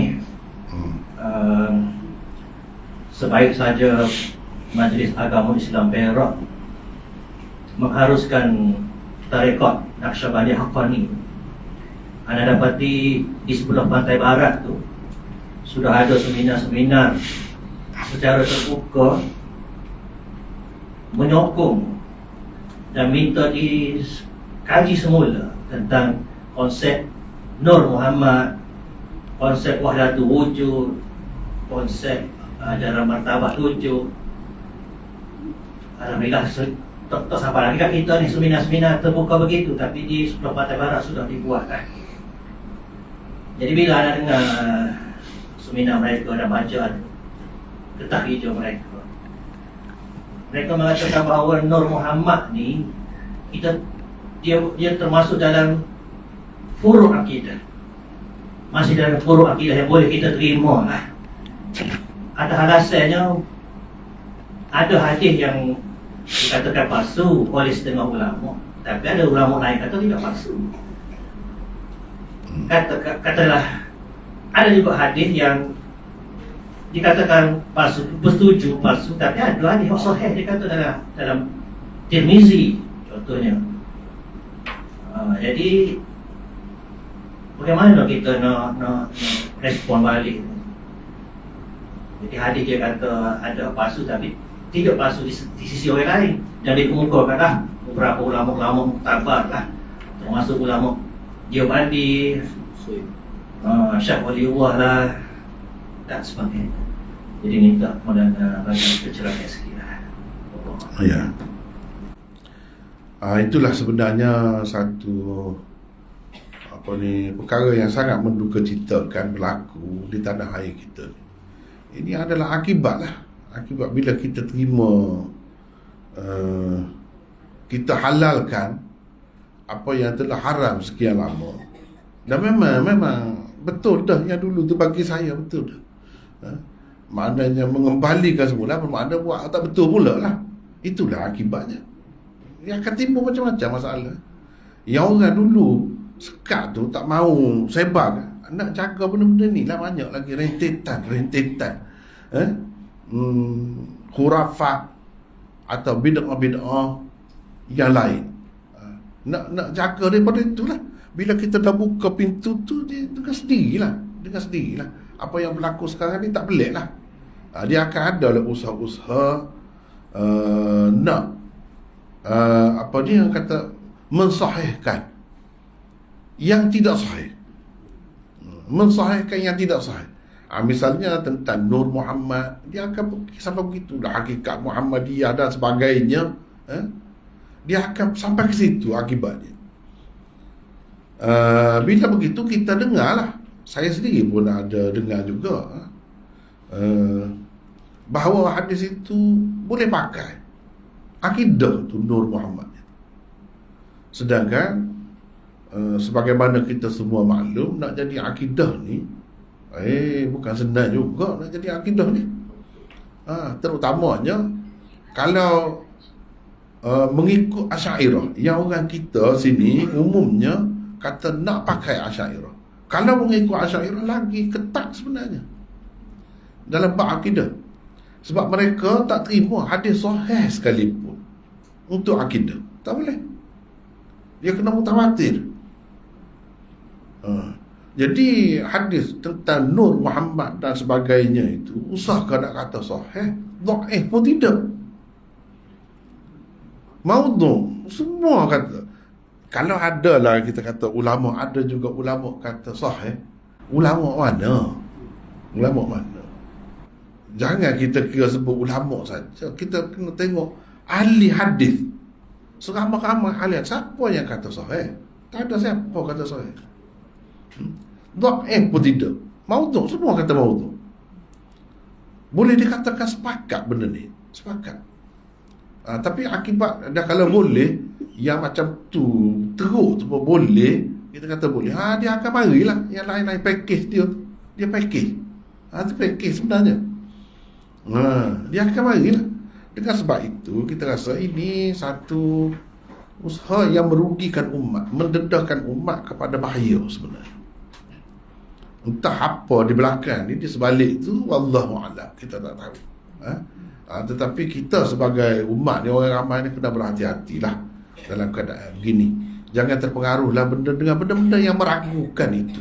Paling tidak kita dah belajar kan, syubhat. Benda syubhat ni kena jaga diri lah. Lepas tu tadi sebut tu dalam Tirmizi apa tu, hadis apa yang Nur Muhammad ke? Kejadian itu tak ada dalam Tirmizi, tak ada. sebelum ditiup roh dan jasad. Tak ada. Dia tak ada Nur Muhammad. Dalam kitab mana-mana pun tak ada. Hatta dalam kitab yang didakwa ada di dalamnya pun tak ada. Iaitu Musannaf Abdul Razak. Tak ada. Saya tulis, banyak dah juga saya tulis tentang Nur Muhammad ini, tentang pengaruh-pengaruh asing dalam tarekat, dalam tasawuf. Semuanya dia mari melalui tasawuf dan tarekat. Sebab itu bahaya. Sebab itu tak perlulah, saya rasa tak perlu. Sebab dia akan kita akan terdedah kepada bahaya-bahaya, macam-macam bahaya yang setengahnya menggugat akidah. Dan kita lupa dah, yang kita duduk dakwa kita ni Asy'ariyah. Cara Asy'ariyah tu macam tu. Kalau Asy'ariyah tak boleh. Tiba-tiba saya dengar ni orang yang penting jugalah dalam bab ni tarekat ni di Malaysia ni kira-kiranya. Dia kata itu akidah Nur Muhammad. Nak jadi akidah tak kira lah usul akidah, furu' akidah, dia tak boleh. Sembarangan, dia mesti kena sahih. Ini tidak sahih dan tak sahih, macam mana nak jadi akidah? Situ pun dah lari dah tu, dah tak betul dah tu. Dah tak betul dah tu. Tiba-tiba orang yang ada kedudukan lah kiranya dalam institusi agama ni bercakap macam tu, saya pun pelik juga. Dia jadi macam-macam timbul benda pelik akhir-akhir ni. Sebab apa? Sebab dah boleh dah sana sini tarekat ni. Itu puncanya. Dalam keadaan ini, apa kita nak buat? Kembalilah kepada yang Nabi pesan. Dia tinggal dua perkara. Kamu tak akan sesat selagi kamu pegang teguh dengan kedua-duanya. Apa? Kitabullah dan sunnah Nabi. Adakah sunnah Nabi macam tu? Tak ada. Adakah dalam Quran? Tak ada. Sesat. Tak payah ikut lah. Tak usah marilah atas nama apa pun. Atas nama tarekat, atas nama tasawuf, atas nama apa pun, tak ada jaminan. Yang ada jaminan dua tu. Inilah masanya kita nak pegang tu. Orang yang tidak pegang dengan dua dia jadi masalah. Memang masalah. Dia jadi, orang kita kata koksdi, jadi koksdi. Macam tadi lah. Belan-belan sambil-sambil duduk kata ikut Asy'ariyah tu, tiba-tiba hadis maudhu' pula boleh jadi akidah. Kan pelik tu. Kalau nak berkait hadis lah, kemudian nak sebut ulama' ni kita kena teliti sedikit. Nak sebut orang tu, orang ni kena teliti dalam kitab mana dia sebut. Kena sebut. Tak boleh duduk guna nama orang, Syekh Waliullah itu ini. Tak boleh. Kita bertanggungjawab dalam kitab mana dia sebut. Kalau ada, dan kalau ada sungguhlah ulama-ulama yang terima, kita kan ada rujukan kita. Fa in tanaza'tum fi syai'in farudduhu ila Allahi war Rasul. Gitu kan? Apa-apa perkara pun kalau kita perselisih, kita berbeza pendapat, tengok Quran, tengok sunnah. Dalam Quran pun begitu anjurannya. Bila begitu selesai masalahnya. Kita tengok dalam Quran ada ke ajar benda-benda itu? Tak ada. Bahkan bercanggah ada. Bercanggah dengan hadis sahih ada. Bila bercanggah dengan hadis sahih itu lagi teruklah. Lagi teruklah. Jadi sama sekali tak boleh diterima benda ni. Ini akibat daripada terima benda salah. Nanti terimalah akibat dia. Lepas satu. Cuma kita tak payah risau, tak payah rusing. Sebab apa? Kita ada pegangan kita. Bila pegang dengan Quran dengan Sunnah, selamat. Nabi dah jamin begitu. Orang yang tak ikut tu tak ada jaminan. Patutlah kalau dia nak kena pun. Itulah secara ringkas saya rasa, nak selamat ikut. Yang Allah kata, ikut yang Rasul kata. InsyaAllah selamat. Ya.